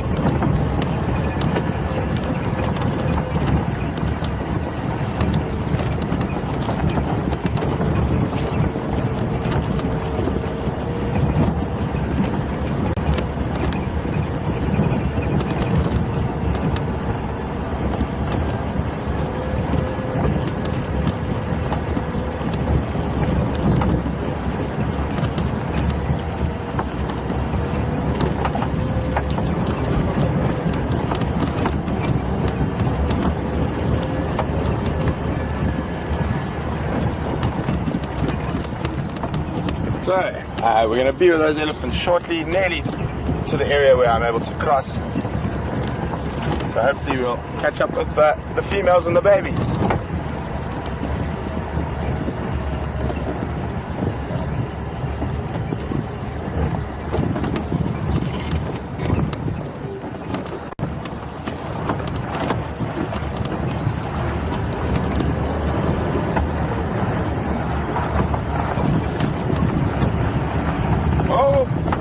Daisies, bumpy.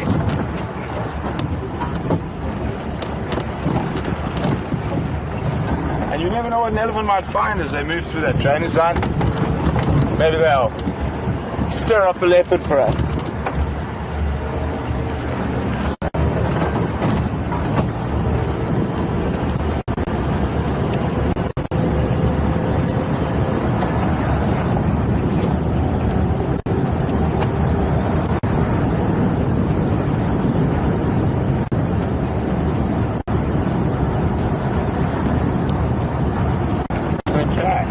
I think there should be from about this termite mound on our left, because they are very spread out, and I said I reckon there's probably 30-35 elephants. Very difficult to gauge because they're just so spread out at the moment.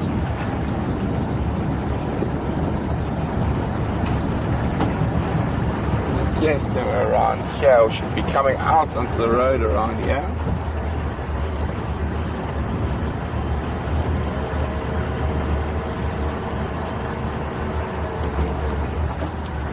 I think they're still closer to the drainage line.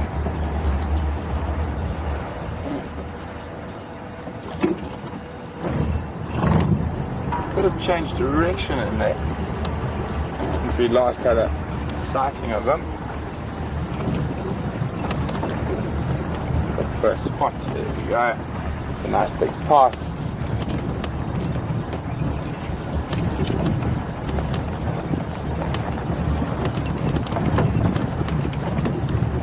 What I'm going to do is I'm just going to head in here quickly, and then what I'll do is I'll turn off the engine and we're going to listen quietly for a minute or two to see if we can hear them.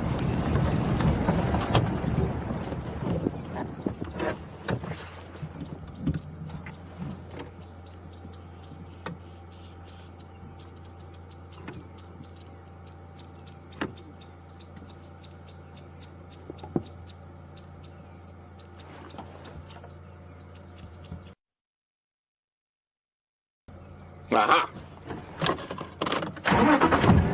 Not very far from where we are, but it is quite thick in there. We're going to have to see if we can find a way through.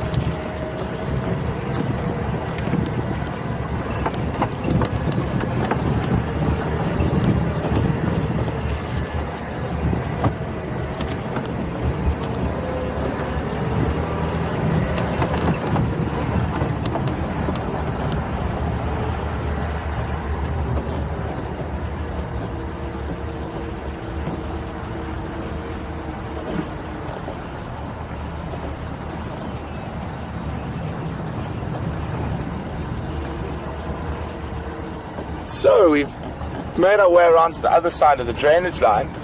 We just stopped. I can still hear the elephants. They haven't quite made it to the next road yet. So we're just looking for a spot where we're able to get in and hopefully get a good view of them. If they do decide to feed in the thickets around the drainage line, or we might leave the area. Hear these birds going chip, chip, chip, chip, chip, and that very, very pretty bird called the chin spot batters.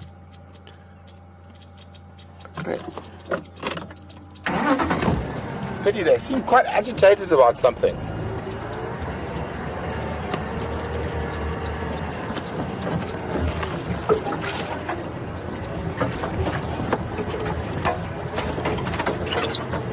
There we go. First elephant popping out of the drainage line. Oh, it's our same friend who likes to roll around, and he's rolling again.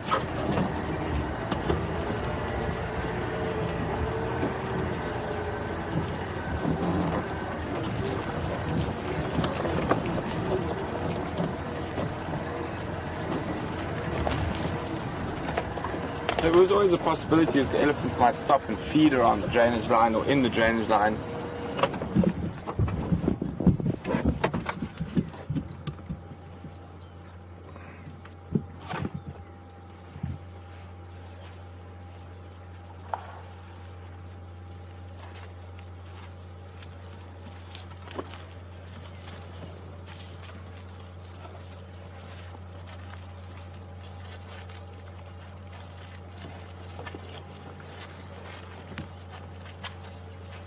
Can actually smell the mud as he goes past us.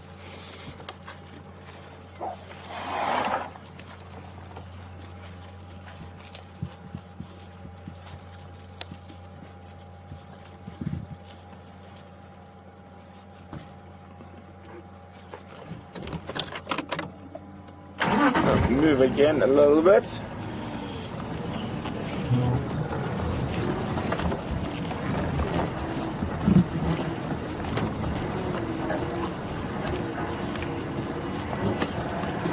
There's a steep drainage line in here, and I can just hear the elephants below us. And there's some more coming out over here.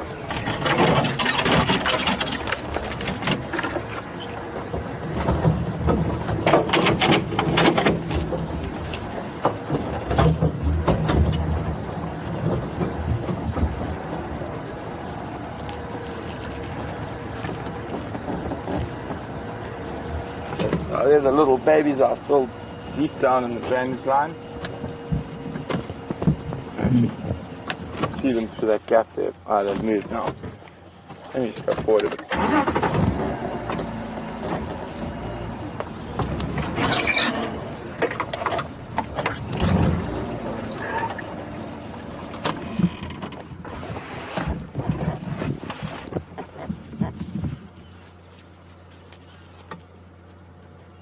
So that's the spa crew all decided to utilize the mud bath. With two young boys here. I'm hoping as they might do a little bit of wrestling, play fighting.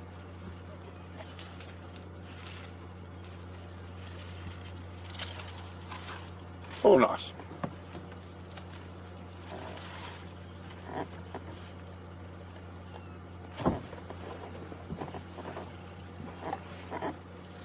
Oh, this is the cow. Sorry, I called you a boy. That one at the back is a boy, and this is that large cow who's got that small bull calf, the one who sort of likes to jump up on his back legs. So hopefully he'll come running off to mom shortly.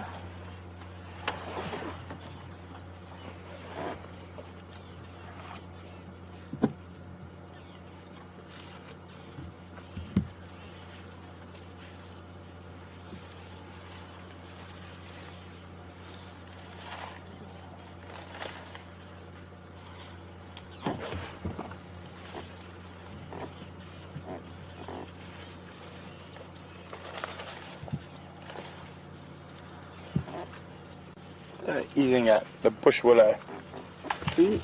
Actually, more elephants behind us again.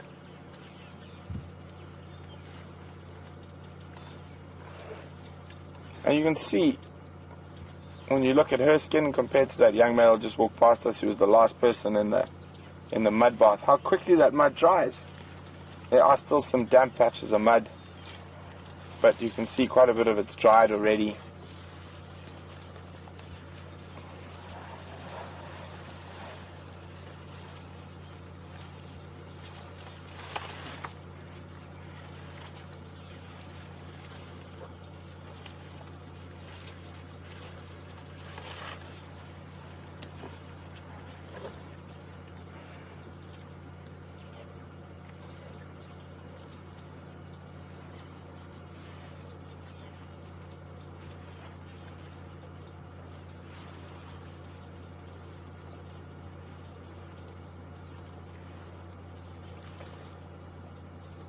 And there, I just spotted the little mischief maker, a little bit to the left of his mother, coming towards us slowly.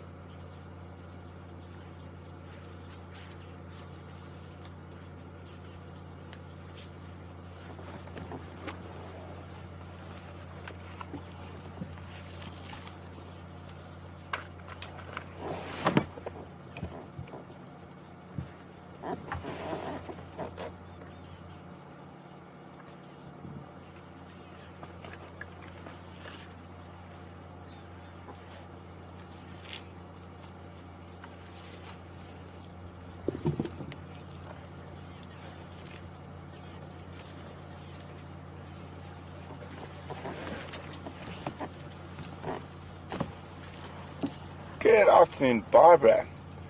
Barbara's inquiring about big elephant tuskers and their genes. And is there any way to know whether any of these elephants have that tusker gene? Barbara, it's very difficult to say that whether these animals have the tusker gene. There is big tusker genes in this area, but it's difficult to say whether any of these particular individuals have that gene. So some of the biggest elephant tuskers ever recorded are all from the greater Kruger area. So the gene is in the area, but for looking at the young bulls here, I wouldn't say any of them are carrying that tusker gene unless it's a recessive gene. And then again, it'd be very difficult without getting tissue samples to test. And I'm not sure they've actually isolated the tusker gene as well, so I don't know how easy that would be. The largest elephant tusks ever recorded in Africa are from Tanzania. Rumor has it they were shot by a slave trader by the name of Tipo Tip, who worked for the Sultan of Zanzibar. And he gave those tusks as a gift to the Sultan as homage. And the then British consulate, who lived in Zanzibar, got so excited about these tusks that the Omani Sultan of Zanzibar gave the tusks to the British consulate, and they then stayed in the British consulate in Zanzibar for quite a long time before they made their way to their current home, which is the Natural History Museum in London. I can't remember those exact weights of those tusks, but I know they were around 230 pounds a side. Someone would like to check that for me, please. What were the exact weights of the largest African elephant tusks ever recorded? And you can send those answers for me to questions@wildearth.tv, or if you're on Twitter, you can just use the hashtag #SafariLive.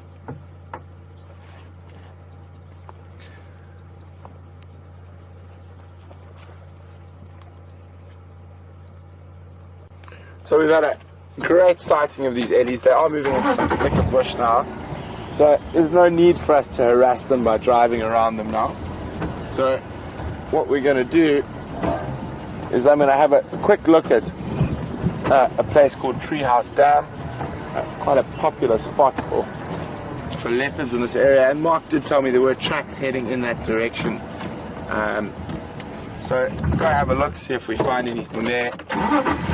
And then If we don't, we'll make our way back towards those lions, and hopefully there won't be black cats anymore, and hopefully they'll start moving.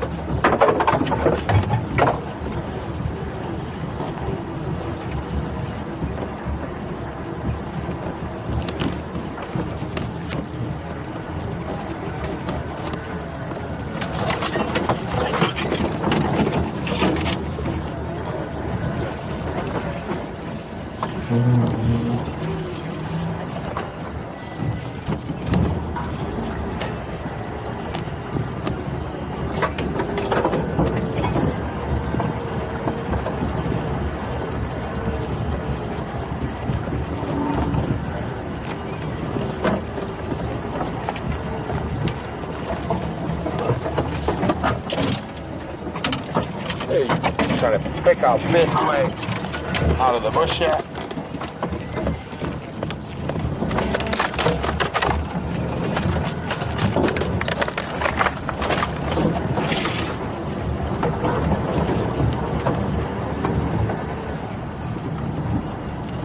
Good afternoon, Andrew. There's Nkuhuma, Ngala, they were left open knock, Lala, Twin Dams junction with Ingers, Higher Road. There's a big Cambria and Glovo now at Chelepan, Weaver's Nest Junction, slowly mobile south. And that is all the updates for the morning, for the afternoon.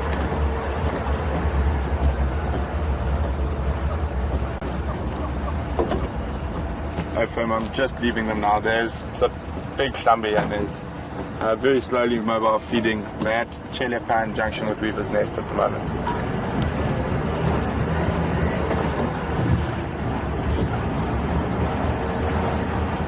Copy, no problem.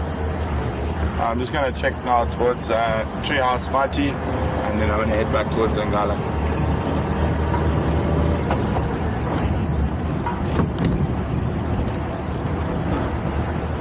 Wasn't that wonderful? Being able to spend that much time with the elephants. Definitely feeling lucky today. So should I say, oh, I haven't seen a leopard in a while, can I just see a leopard now? So that's what that works for the elephants. But we'll see what's around the corner. That's the wonderful thing, is that you never know what's around the corner. We can what always helps the sightings and how we find animals is our ability to read the bush, so to read the tracks, listen to the squirrel alarm calls and other alarm calls, and that helps us to be able to find more animals. But sometimes it pays to just be plain lucky, like we were this afternoon.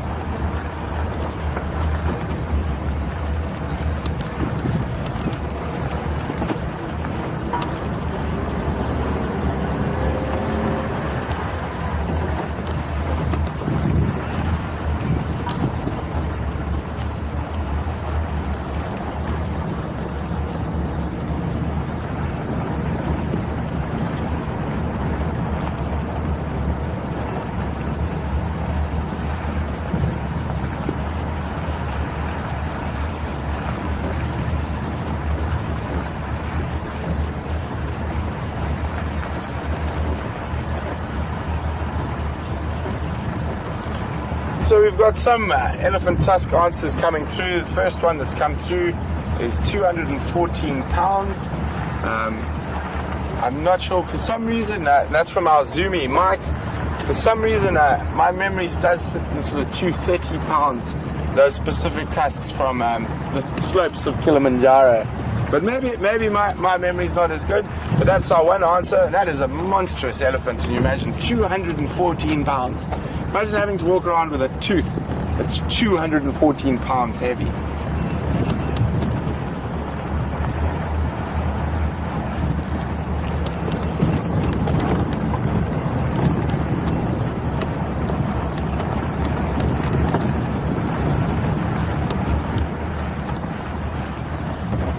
So, come on. Well, definitely no leopard. Or not say definitely no, but unlikely. There's a nice big male kudu who looks like he's heading down for a drink. Let me just get into position.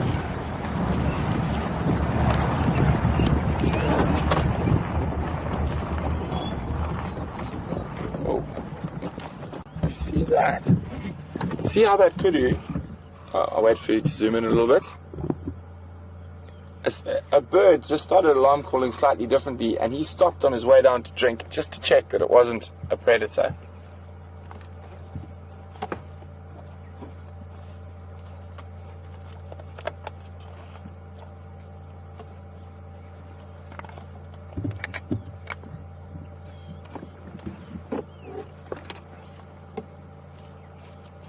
Nice bull, kudu bull.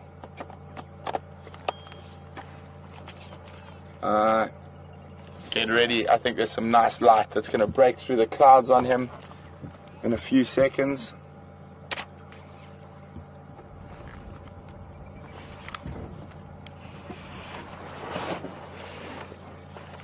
So for anyone who's possibly a new viewer out there, welcome. And just to let you know that this is live, you are seeing exactly what we are seeing about a few seconds, and that is an incredible, incredible thing.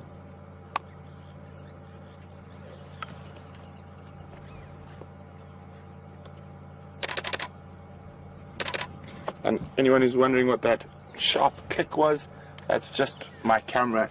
Such a beautiful sight. I can't help but snap a few pics.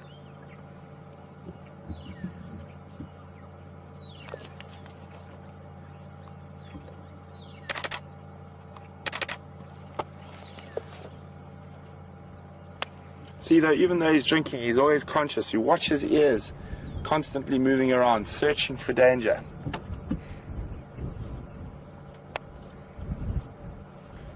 So now he's still checking where you heard that testicular alarm call.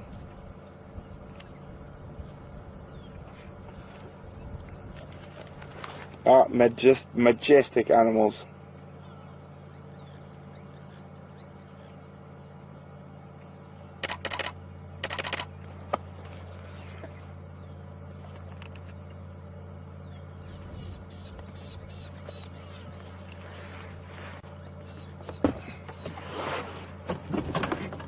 That was a lovely little interlude.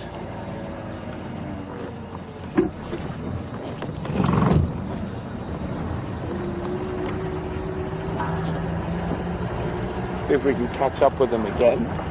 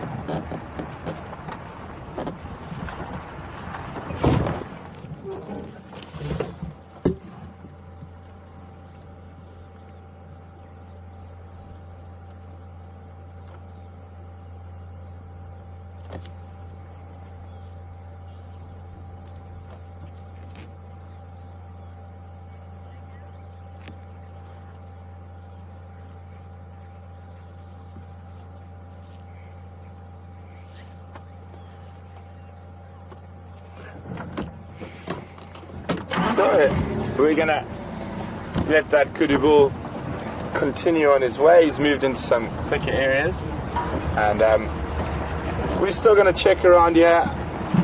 Oh my goodness, and those are quite fresh. Aye. That way, leopard tracks. And those are definitely on top of everyone from this morning.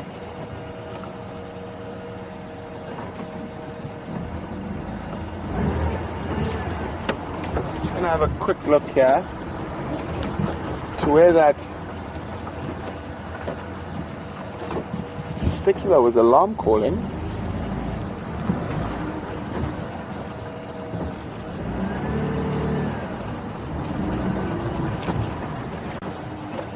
So just going to look carefully around here.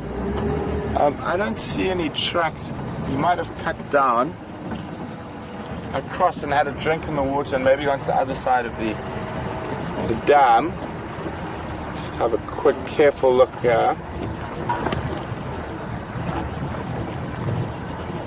So there's the last. No, I think he's gone straight. I didn't see any tracks coming on the road leading up to here.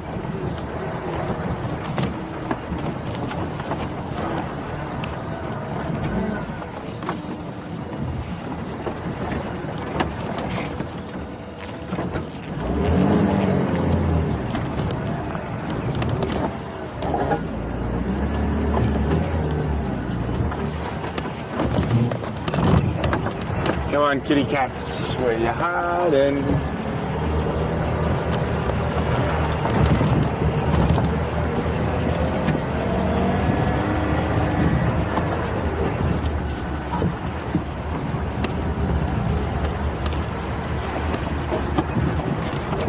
Gonzo of Madoringa on Savage's truck, heading towards Treehouse Mati. I'm going to check on the southern side of Treehouse Mati. There's no tracks on the northern side on Elephant Skull.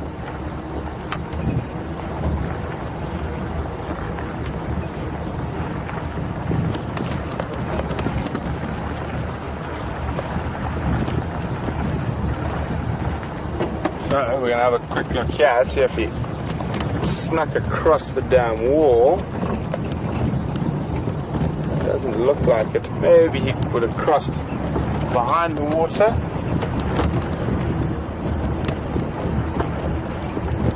Not seeing any tracks here.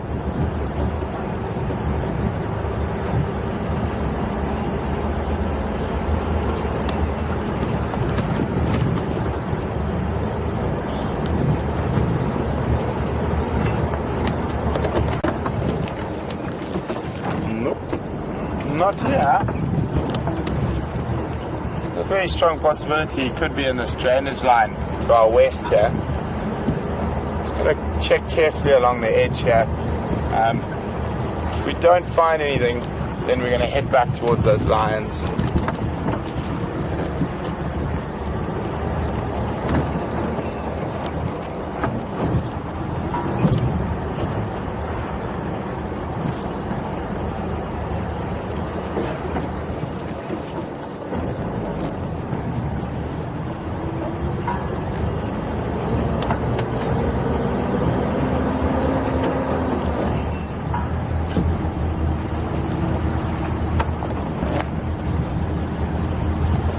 So, those leopard tracks haven't seemed to come out of this drainage line.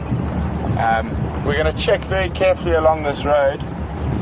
The tracks are quite fresh during the day sometime, but now it's sort of, we have to sort of weigh up our options. We're going to check very carefully here, see if the leopard pops out of this thick drainage line on our right. Other than that, if we don't get any tracks as we move around, it's getting to that time of the day where the lions might start getting moving, and there's a very good chance that they're going to move towards the dam where the buffalo are. So it's one of those times it's sort of time to make a call. I think we just check around here very quickly for a little bit, but I'm going to have to go with my good old gut on this one and say I think maybe we should look for leopard tomorrow morning. I think there's a possibility of some very good interaction with the lions, so we will take a quick look around, but then I think I am going to start making my way towards the lions.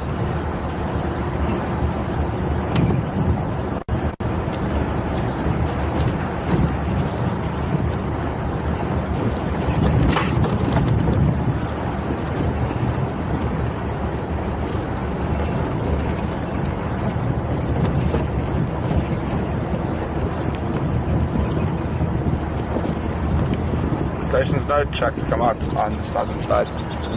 Possibly that animal is still in that drainage line to the west of Treehouse Mati. I'm leaving the area. I'm going to make my way back towards the Nkuhumas.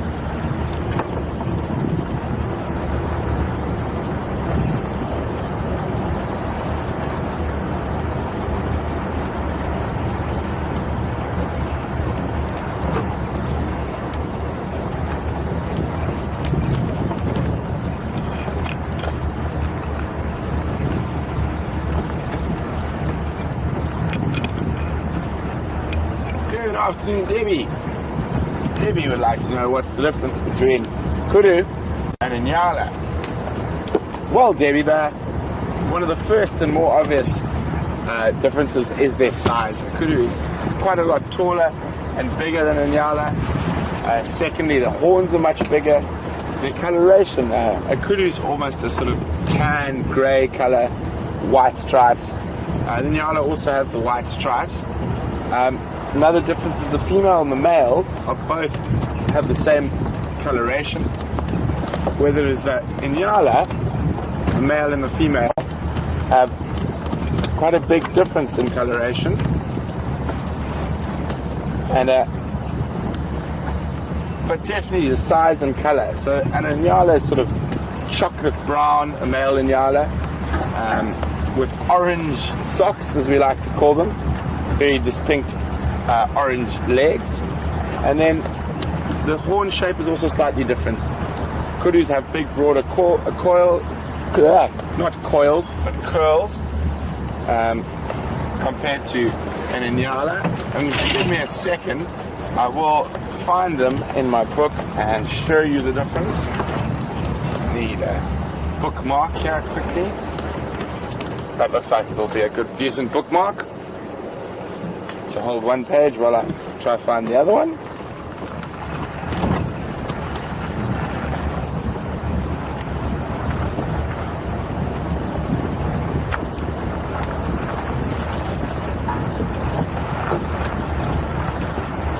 Also, inyala, although they are both browsers, obviously browse at different levels because of their sizes.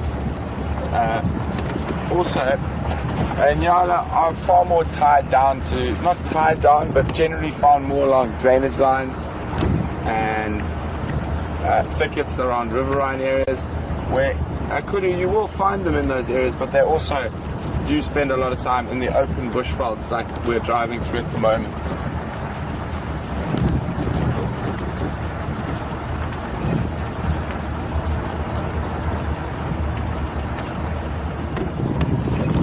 They've got every animal in the book except a kudu.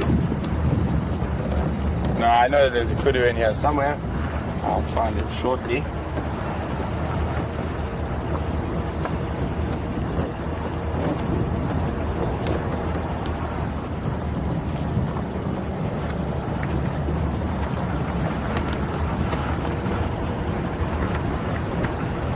Well, in the meantime, since we've seen a kudu this afternoon, but not an inyala male. You can see that is a inyala male there. Yeah, chocolate brown. And those orange, very distinct orange legs. Also, they both have that white chevron between their eyes. But you can see the horn shape's quite a bit different. And that's an inyala bull. And just give me 30 seconds. Can't believe it.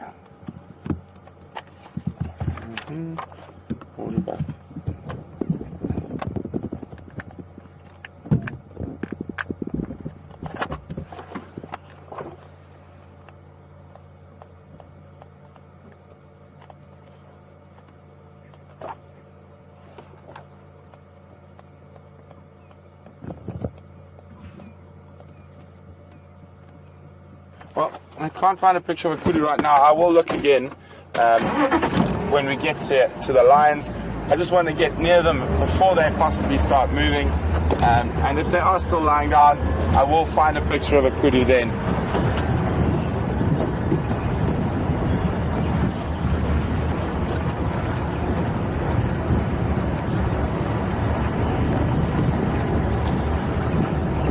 Temperature's definitely dropped. The sun's has dropped behind some clouds, so that's making it a bit cooler. Brian's going to show you the sun shortly. You can see it disappearing behind clouds behind us as we head down towards the Nkuhuma Pride of Lions.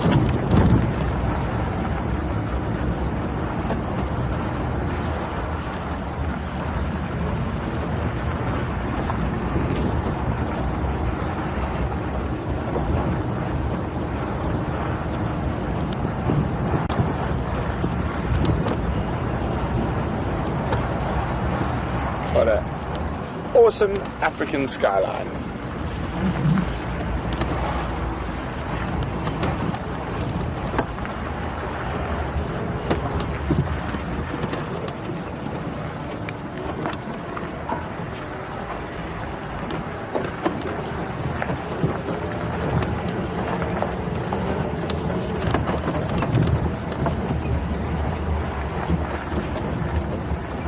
Good evening, Djuma in Oklahoma. Welcome on Drive with us.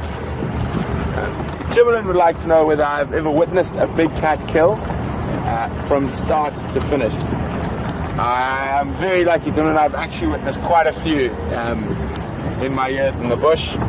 I've seen lions take down buffalo on numerous occasions. I've seen them take down giraffe on quite a few occasions.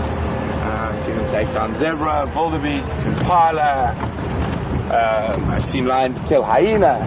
I've seen pretty much most things they can eat. And if I've been around, I've seen them eat them. And from the other big cats, leopard, I've seen quite a few leopard kills. I've seen them kill nyala, bushbuck, impala, jackal, which is also, that was quite a rare one for me. Zebra tracks on the road. Just have a look on your side there, Brian. Is there not a leopard track in between those zebra tracks? I just keep thinking I see a cat in between. No cats. Okay. On the side? No cats. Okay. So I'm cat on the brain. And yeah, I've seen leopards kill steenbok, duiker, lots of different animals. Cheetah kills I've also seen quite a few of. So I've been very lucky, but you must remember I've been pretty much living in the bush since I was about 5 years old, so I've been very spoiled.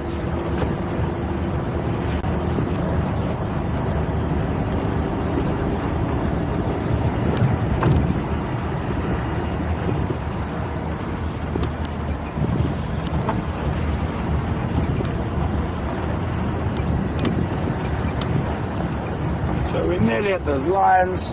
Be interesting to see what's going on. I've sort of got a sneaky suspicion they haven't moved yet, being the key word. Well, fingers crossed.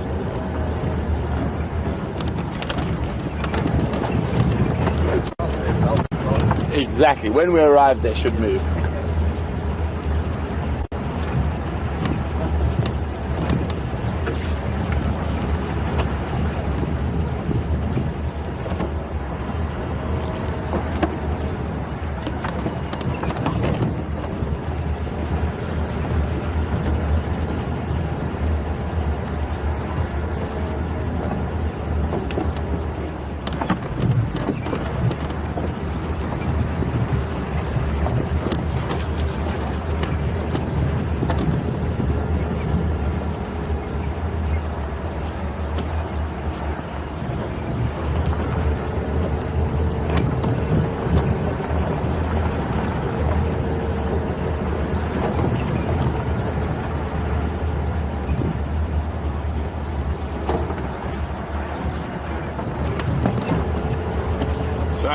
We're very close to where the lions are. You can see it's got a bit nippy.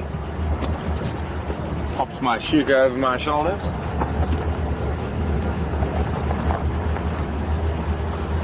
So stylish. So stylish and warm, and so not only stylish, but what's the word? Stylish and what's the word I'm looking for? Flamboyant. No, not flamboyant. Now you stop that now. No, the word is stylish and practical.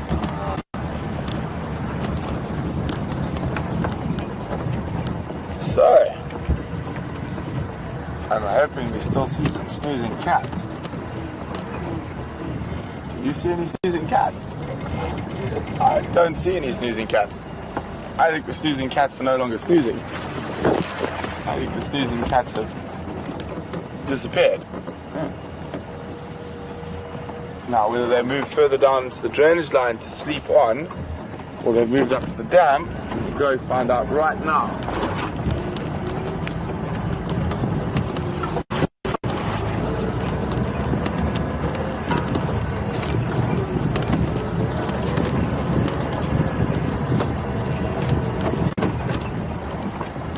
don't see any tracks on the road.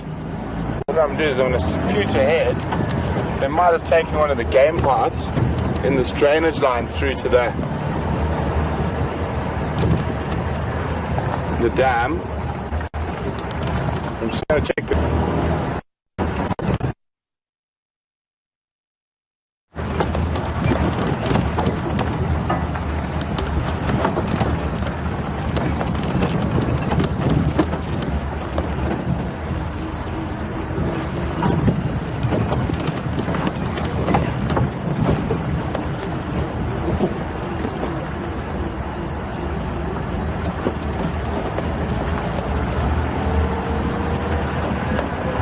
Where are you, lions?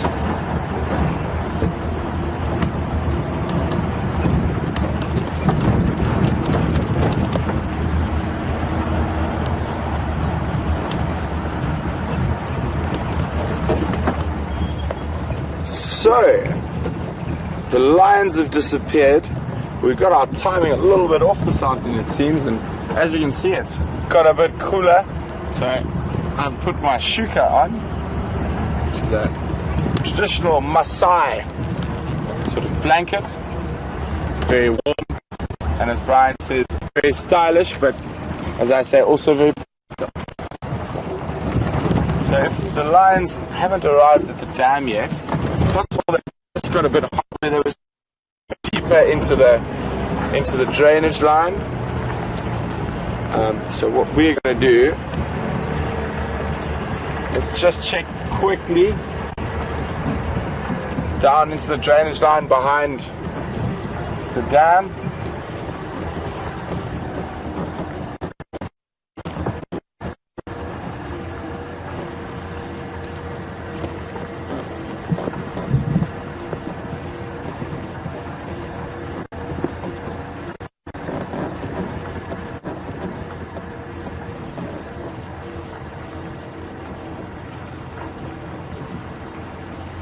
So we can't see anything here. I'm just going to turn around quickly and we're going to head back into the drainage line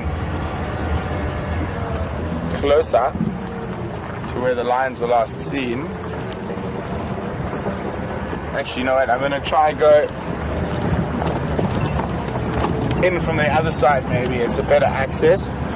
Also, doing this, I make sure that the lions haven't crossed straight through and straight out north, and we start fiddling around and they're already on their way out somewhere else.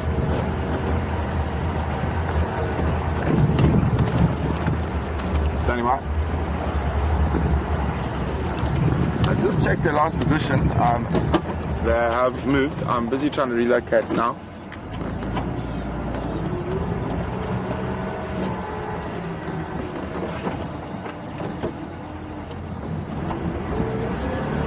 Copy. I've just and if there's no tracks here, then I'm going to follow it into the drainage line, but from the northern side.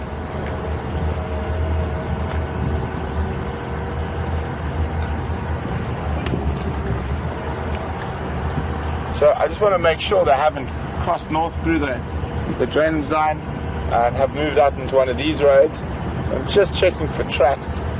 One of the nice things about 8 lions, you can see their tracks from quite far away because there's a lot of them making tracks, unlike a leopard where you're trying to spot a single track each time. But it does not look like they have done that, which is good news. So I think they might have just moved close by to sleep a little bit further in the drainage line.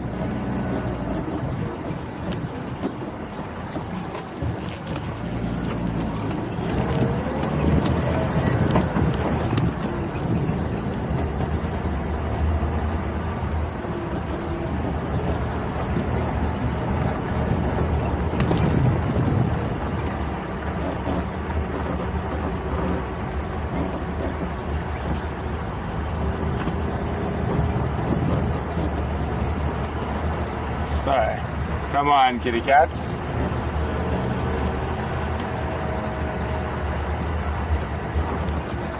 There's an access down into the drainage quite close to where they were lying. Yeah.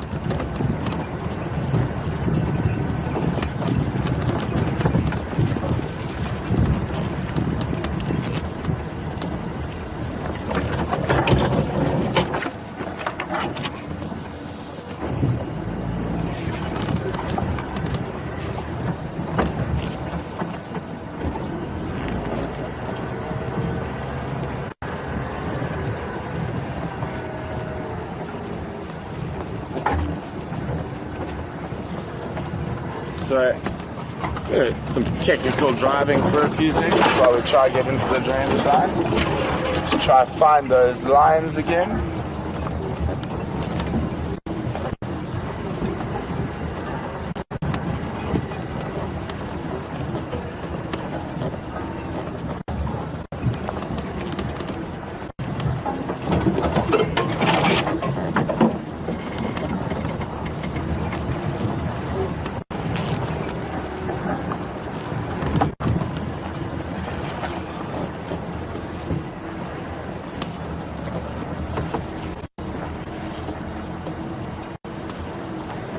Also, I'll be checking for tracks very carefully.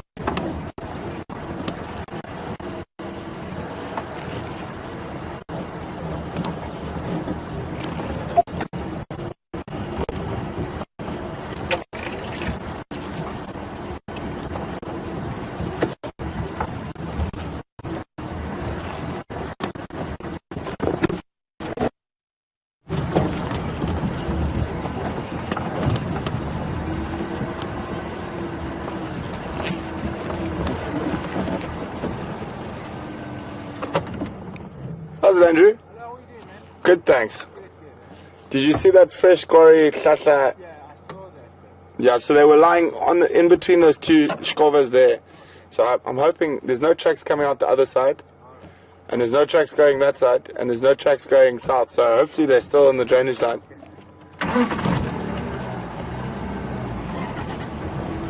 Just chatting to Andrew.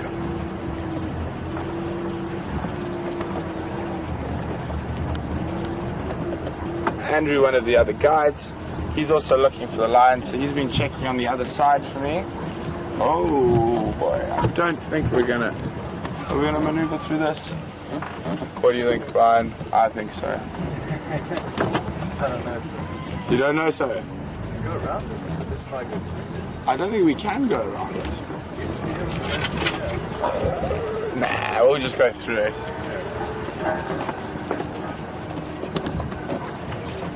It's a little bit wet. Find out. Nah, it's fine. Not sinking through. So it's quite close to here where all those lines were slipping up on this, between these little drainage lines here. I'm hoping they're not too far.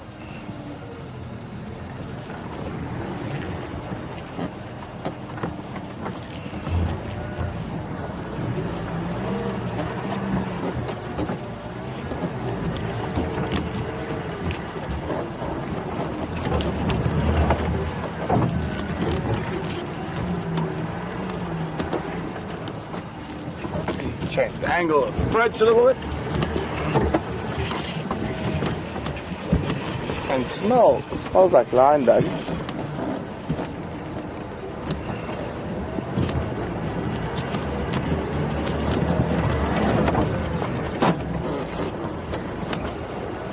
One more try. There we go. Oh, maybe not.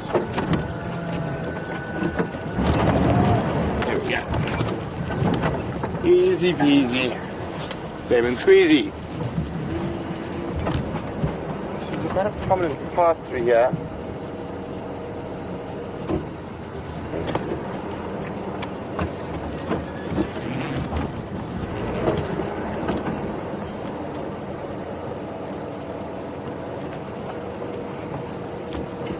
Could just be sleeping, still up there somewhere.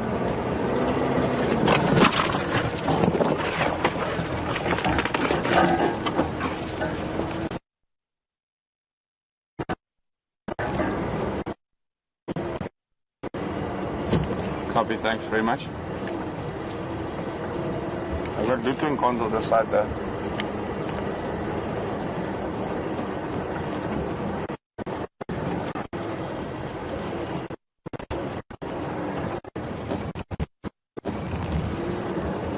Copy, thanks.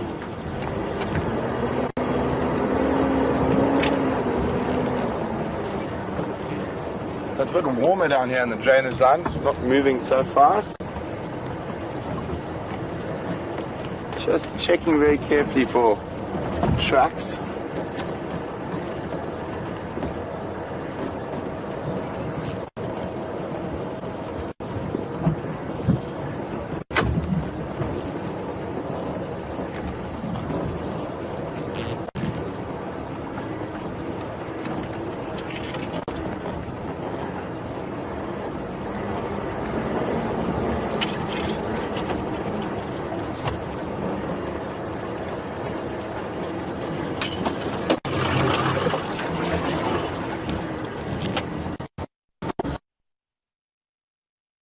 Not lying where we left them. So we're busy trying to find tracks, and there's two of us in this area who are busy looking for them at the moment. Might have just moved a little bit further into one of those very steep drainage lines that we can't get into and lay down there. So what we're doing is just making sure they haven't left the area, so to speak. Can't see any tracks around here yet.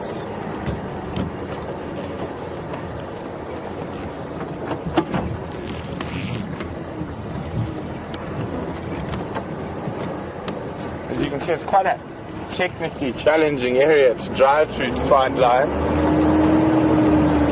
Lots of ups and downs and ducking and diving between bushes and thickets.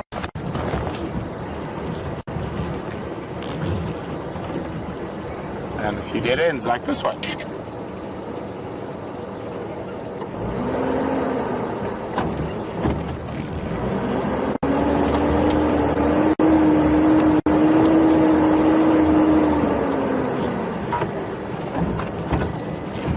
Hopefully we find them shortly.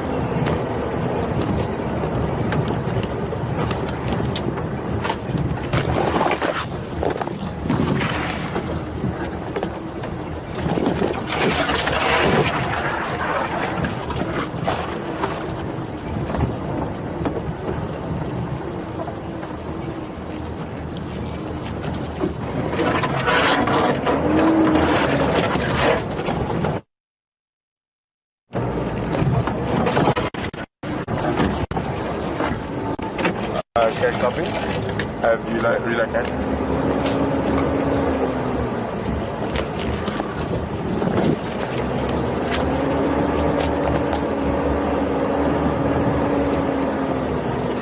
Andrew coming?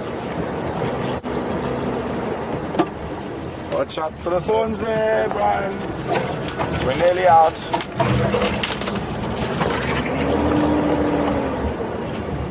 This is where it gets tricky.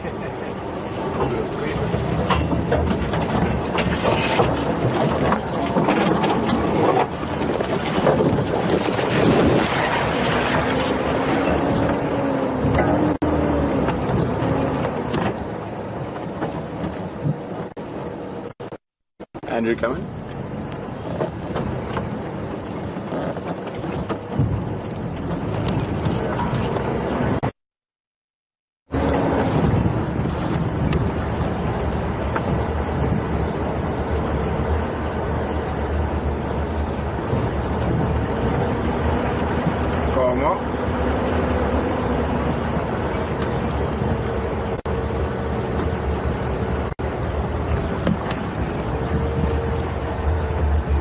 Anyway.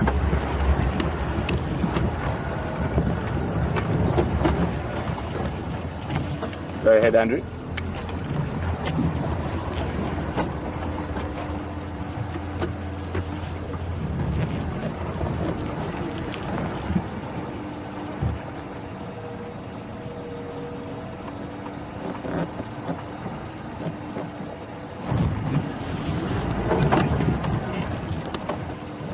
Okay, copy. Thanks very much, Andrew. I'll head towards that area.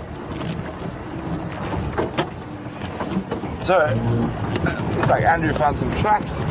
So we're going to shoot across there, see which way the tracks are going. Sneaky little lions.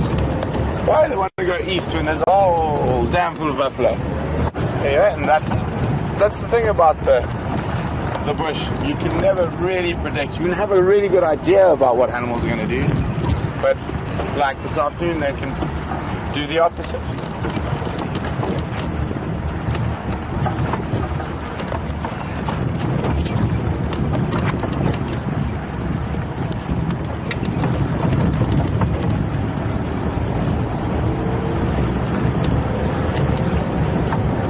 We're just going to move a little bit quicker to get around to the other side of the drainage line.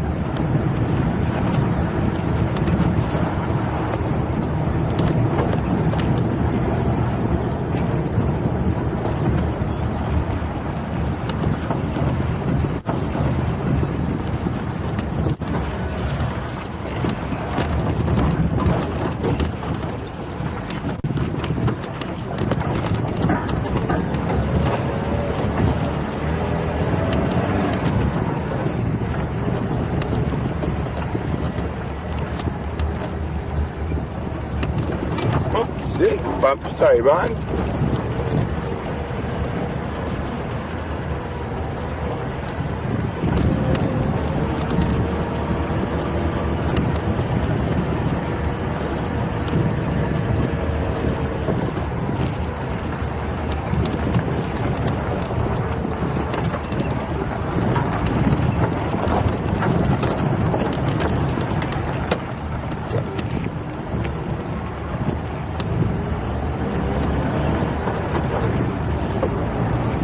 Okay.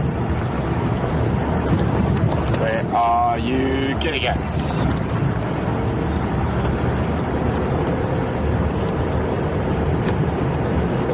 Oh, you're out of the drainage line and moving again. It gets a bit chilly again.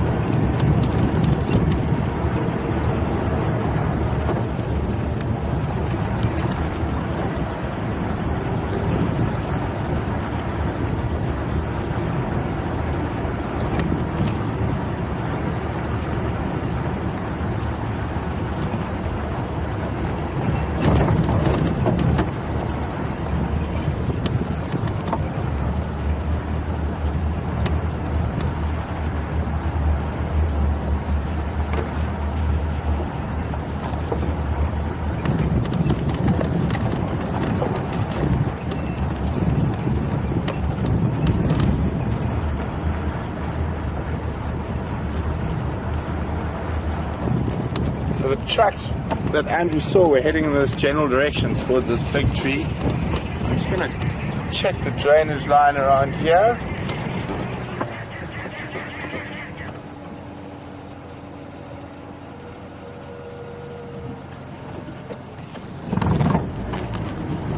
So there's nothing there. So they might have headed a little bit further east. So we're going to go check back down towards the east.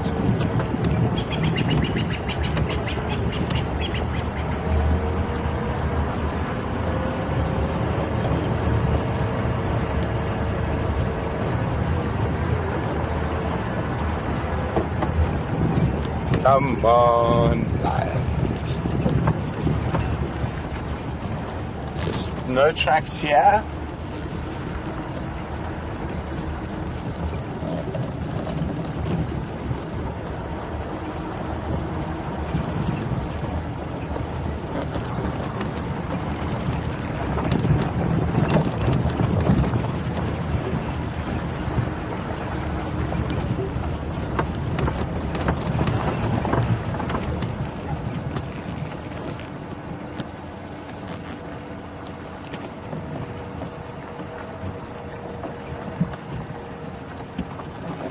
Good afternoon, Romay on Twitter. Romay would like to know whether this shuka was given to me as a gift or I bought it. Romay, this particular one was a gift from a guy called Kumbi, who I worked with in East Africa.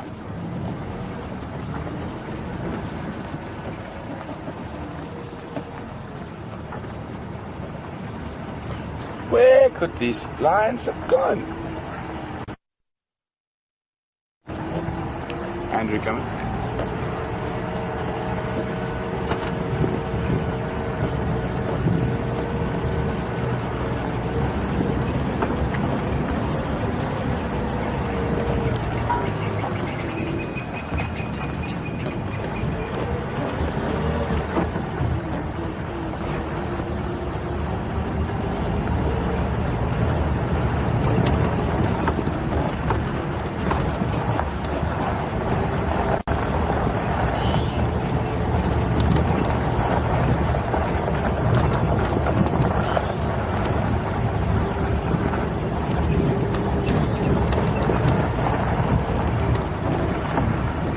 So the plan is now, so the lions haven't come there. The general direction is east, which is that way, but they might have gone sort of southeast. This is quite a big section with no roads in it. So what I think I'm going to do is I'm going to try and get down there and into the drainage line and then head sort of northwest up the drainage line. I don't think they would have moved this far this quickly, and there's no tracks here.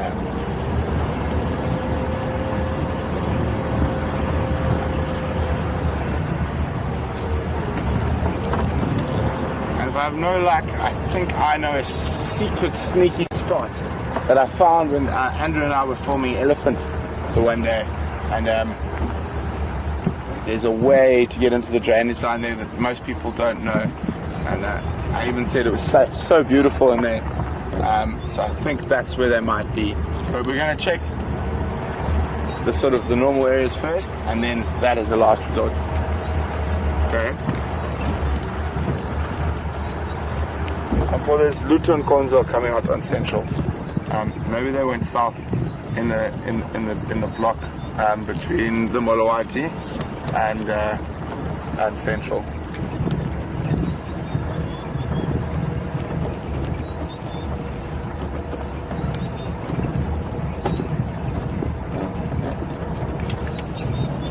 Sorry, Andrew, go again. I missed that last bit.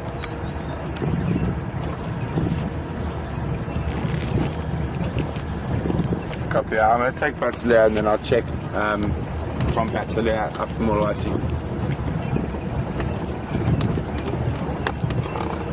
So, then none of the, we're still on the trail of those lines.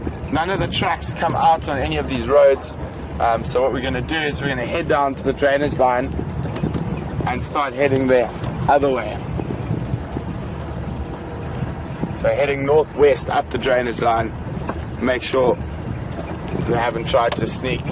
And then Andrew in the other game drive vehicle is checking from the north, and we're going to come from the south.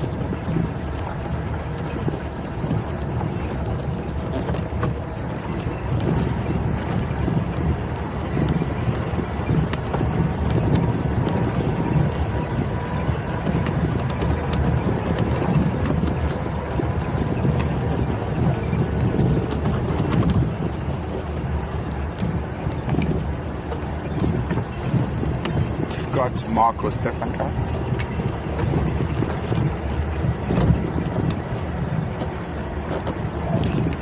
What's your position?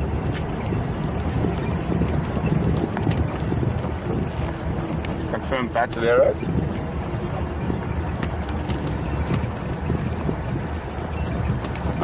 Heading north or south?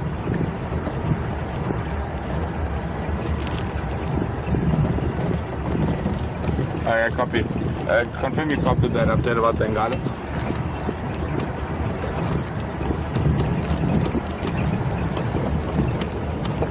No, they're in the block between Batsalea and the Molowati. There's no tracks coming out on Central.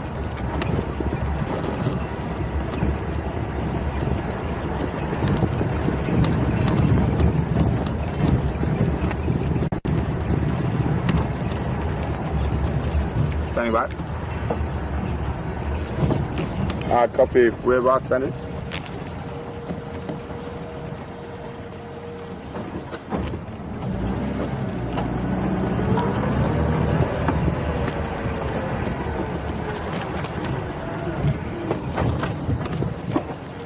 Copy. Thanks very much, Andrew. So, guys, hang on. Andrew has found them. So that's what the joy is of two vehicles working together. We're able to cover more ground and increase our chances of finding animals.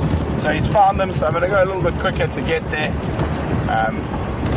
So hopefully, well, not hopefully, surely we're going to see some lions again. And for those of you who might have logged in during the drive and not been us in the first hour and a half or so, we went and found where those lions were sleeping, and we had a look at them for a while.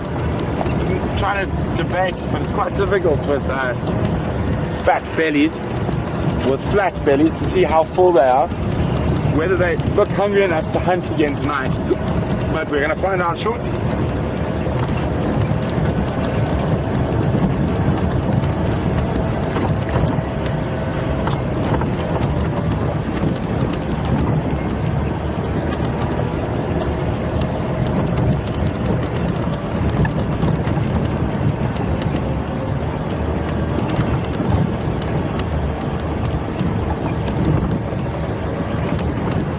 Good evening, Grace from Dallas. Grace would like to know whether it's more difficult to track lion and leopard during the wet season than it is in the dry season. Oh, most definitely, Grace. The bush is much thicker.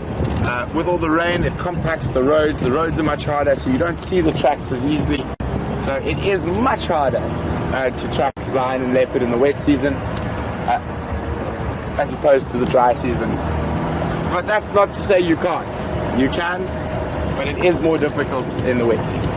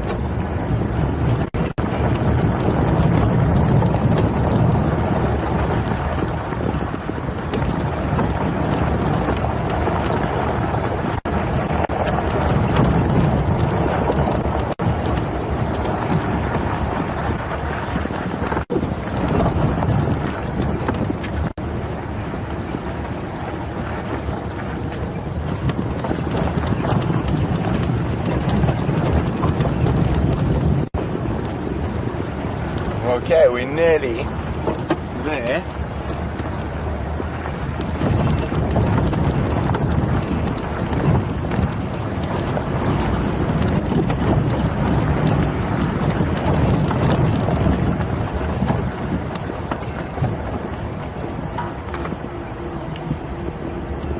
And we're going. I'm at the junction of Central and Karikatlan.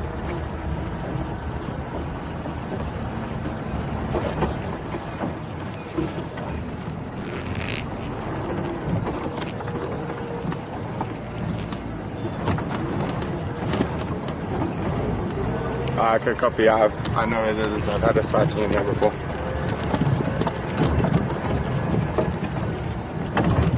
Okay, so they were literally just between us. We must have been very, very close to them when we were driving in that drainage line.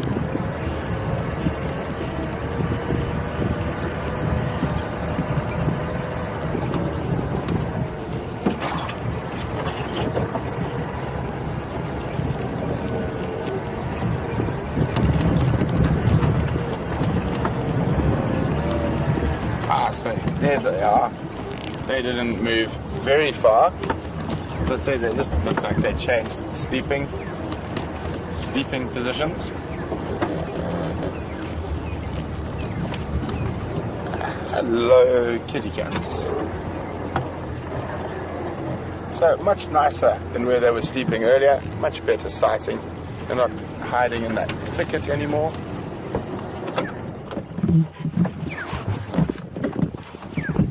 1, 2, 3, 4, 5, 6, 7, 8. All present and accounted for.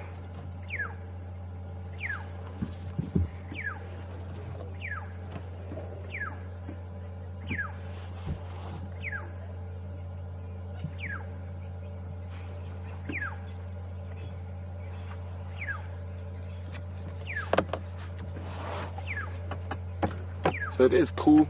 It's the right time of the day to be with lions. As I said, they are infinitely lazy animals, sleeping for on average about 20 hours a day. They did move, they've probably moved 150, 200 meters from where we last saw them. And as I said, they quite often do their movement in sort of bouts of 20 minutes. They'll walk for 20 minutes, then they'll sleep again for 20 minutes, walk for 20 minutes, sleep again for 20 minutes. Very, very lazy animals. But if we have a look at their bellies, they are still quite full. We're able to see that now. They're still digesting buffalo. So even though they could definitely eat, I don't think hunting is going to be high up on their priority list this evening.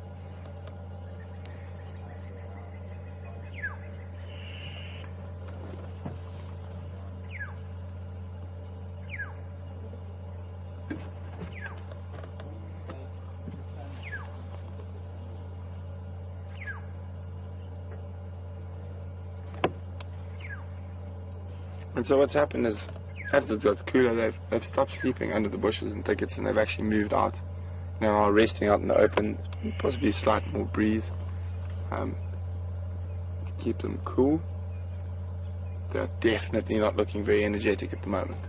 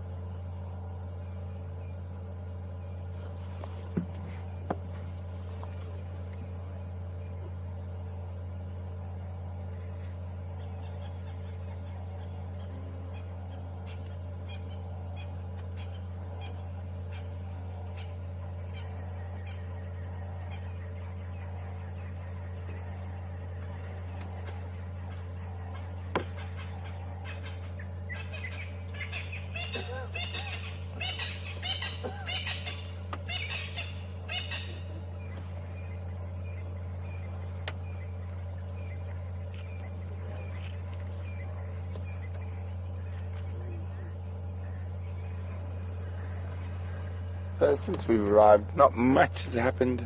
Rolled over, but as you can see, their bellies are quite full.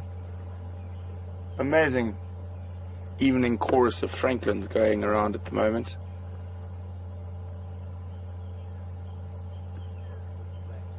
For those of you who might have just tuned in or didn't catch the whole update, or are new to the Safari Live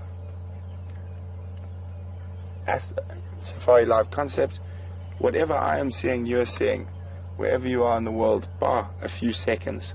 So we are at this very moment sitting in the heart of the African bushveld, about 4 meters from a pride of 8 lions. They're not doing much, they're sleeping in sleeping lions, but nevertheless it's an absolutely amazing thing to be able to sit this close to the apex predator in Africa.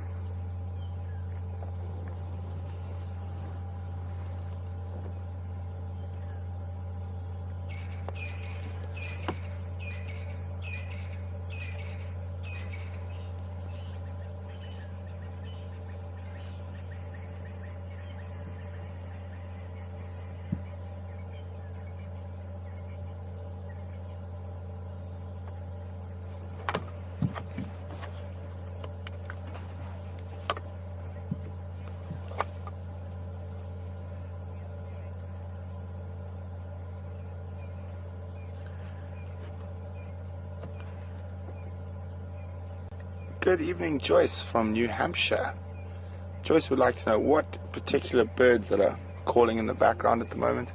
Joyce, the 2 loudest ones you're going to be hearing are crested francolin and Natal francolin. Both species are calling.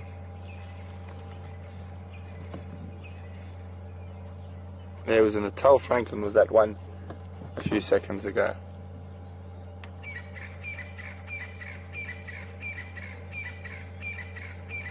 So for those of you wondering how Joyce got her question to me, we are interactive and we do appreciate your questions, and you can get your questions to us by emailing us at questions@safarilive.tv, at WildEarth.tv, or you can just use the hashtag Safari Live if you're on Twitter.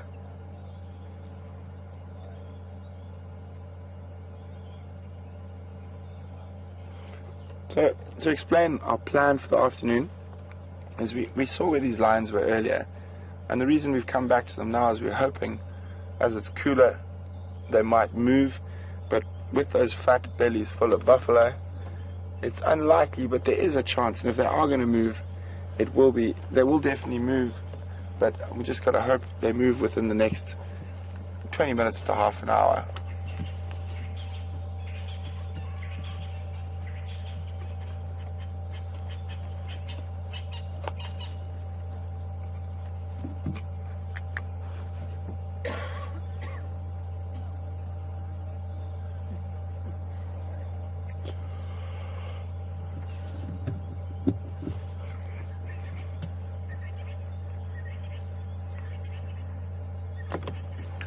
Good evening, Sandy.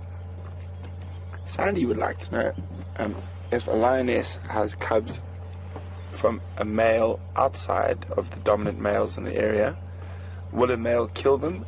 And if so, how would he know? Well, Sandy, that's a very interesting question. Lions and leopards have things that it's called a false estrus. So the males think they're in estrus and they will mate with them even though they're not in estrus. It's only much shorter than the normal estrus period. And in recent studies, it turns out to show that up to 48% of lion cubs in a certain area of Namibia called Etosha were born to non-pride males.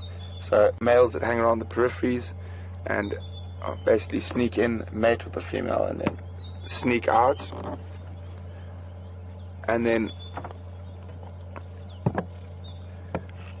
so it's difficult for that male to know, especially with things like false estrus.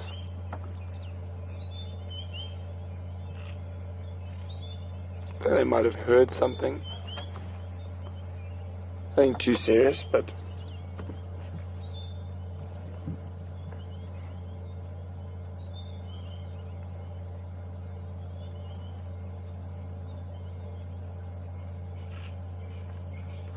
just going to reposition ourselves. There's another game drive vehicle coming in, and if anyone can see those flashes, there is another game drive vehicle there. Andrew's there. He found the lines for us, so his guests are just taking a few pictures. I'm going to see if we can sneak around the front of him.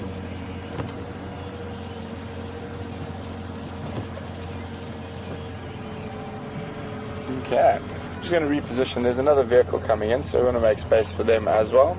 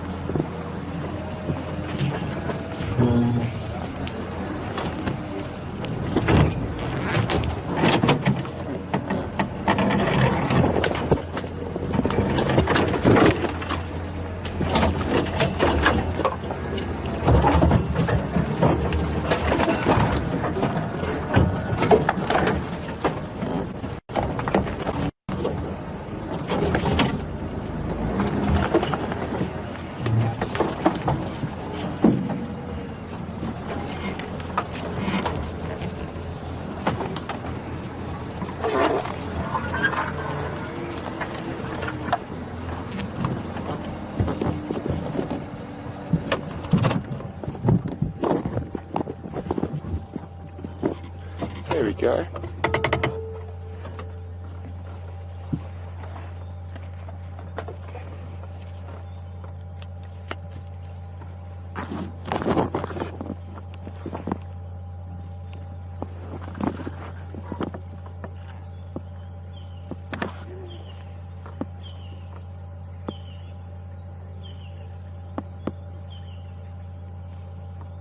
There is some signs of possible movement when they start stretching.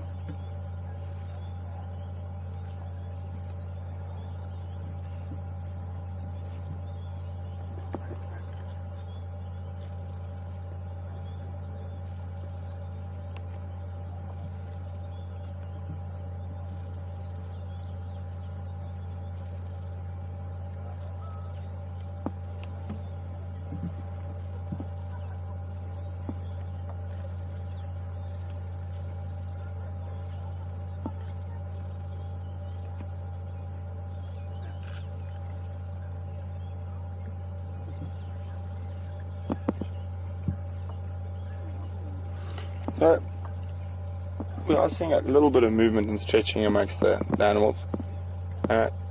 This could mean they're moving. They might move, but I think it's still quite a way off. So lions have a very distinct greeting and sort of process before they get moving. Quite often one will stand up, stretch, and sort of wet, and so then go urinate, and then we'll sort of walk back to another lion and flop onto it.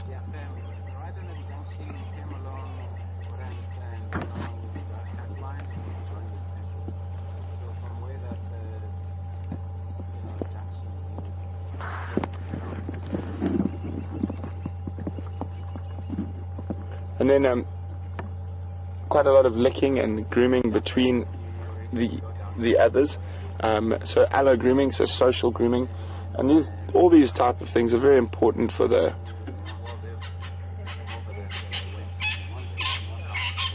You'll see that all that social grooming is very important for the makeup of the pride. Being the only social cat, they need to reaffirm those social bonds, because when they feed, those all go out the window, and it's each lion for itself. So there we go, roll over, fat belly. So there will be a lot of that before they start moving. So you're starting to see some stretching, but I'm not seeing that social greeting, the touching of the faces. So I don't think they're probably going to move just yet. They might move a little bit, sort of roll over, but a few more yawns. The more yawns we start seeing, the more stretching we start seeing, and that's some of the indicators that they are going to start moving.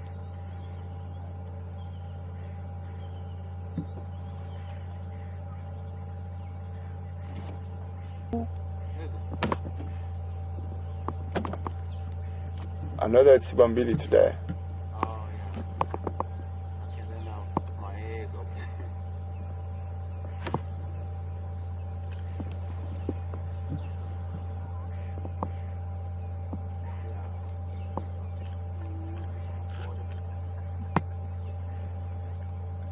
So we're still sitting with the lions, they're not moving much.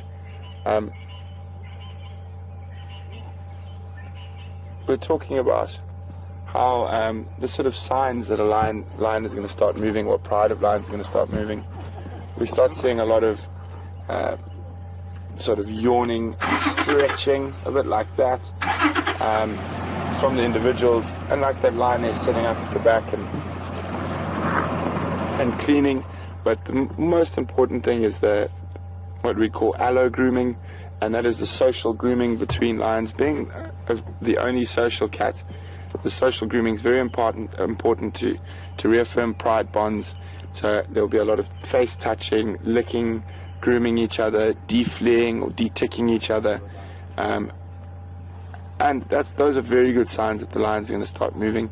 We are starting to see a bit of yawning in that, but not enough, I think, to warrant that they're going to move. But there we go, roll over. And the reason lions lie so close to each other, on top of each other like that, is to affirm those social bonds within the pride.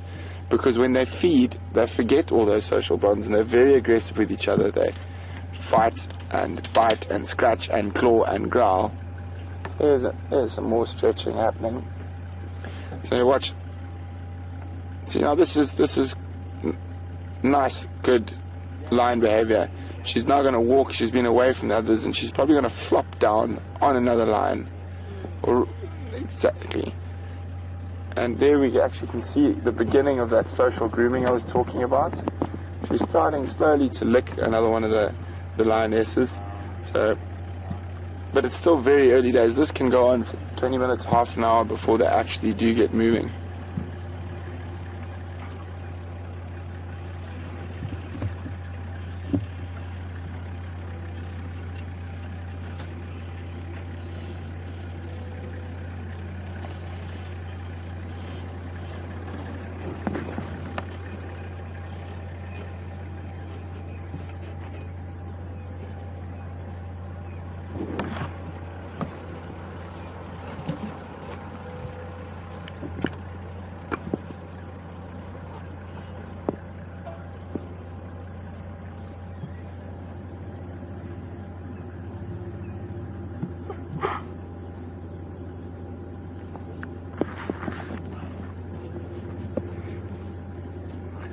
Good evening, Nigel. Thanks very much for your tweet.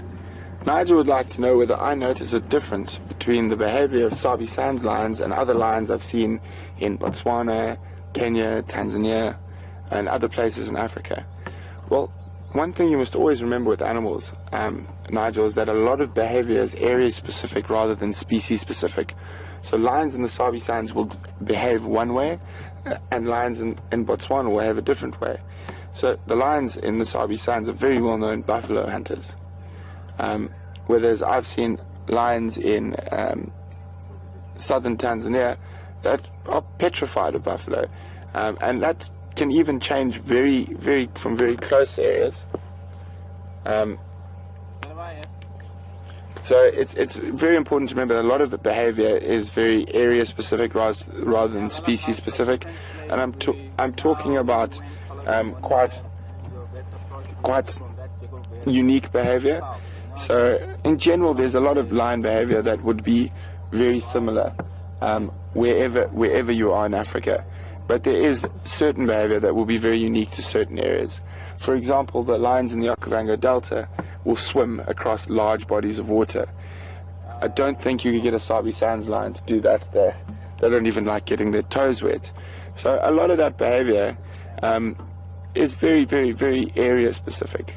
For example, the lions in Chobe as well are avid elephant hunters when it's very dry there. I've only heard of 2 or 3 occasions where elephants have been, sort of 15, 16-year-old elephant bulls have been hunted by lions in the Lowveld. But yet in northern Botswana and South Luangwa, that's a relatively common practice when it is very dry. Not to say that these lions wouldn't do it, it's just they haven't sort of had the practice.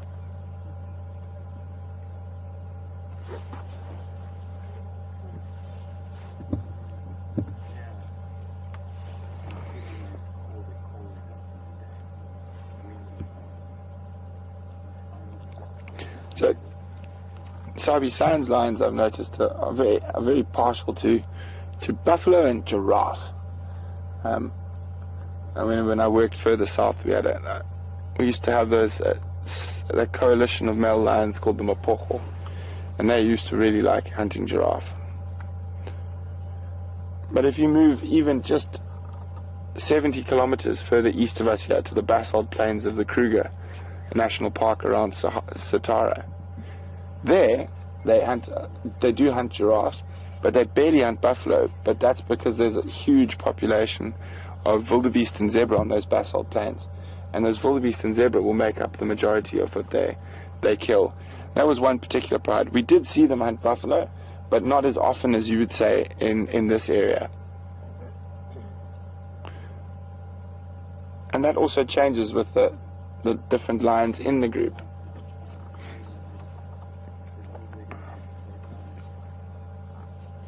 So I'd just like to say to all of those who have joined us this afternoon, it's been a fantastic afternoon. I always love being out in the bush, and it makes me very happy and actually proud to be able to share my passion and love for the African bush with all of you all over the world. So thanks very much for joining us. We've had a very successful afternoon. We didn't find the leopards we were looking for, but we did have a nice sighting of the lions early on, and a wonderful elephant sighting. That baby bathing in the mud wallow was a lot of fun. We sort of just happened to be at the right spot, and all the elephants passed through the mud wallow.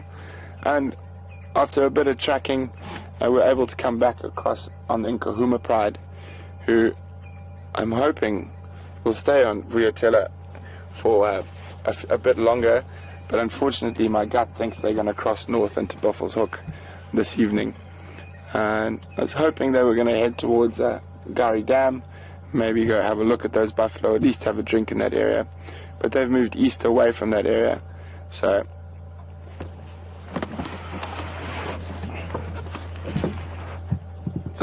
again, thanks very much, guys, and from all of us here at WildEarth, have a wonderful evening and join us all again tomorrow morning.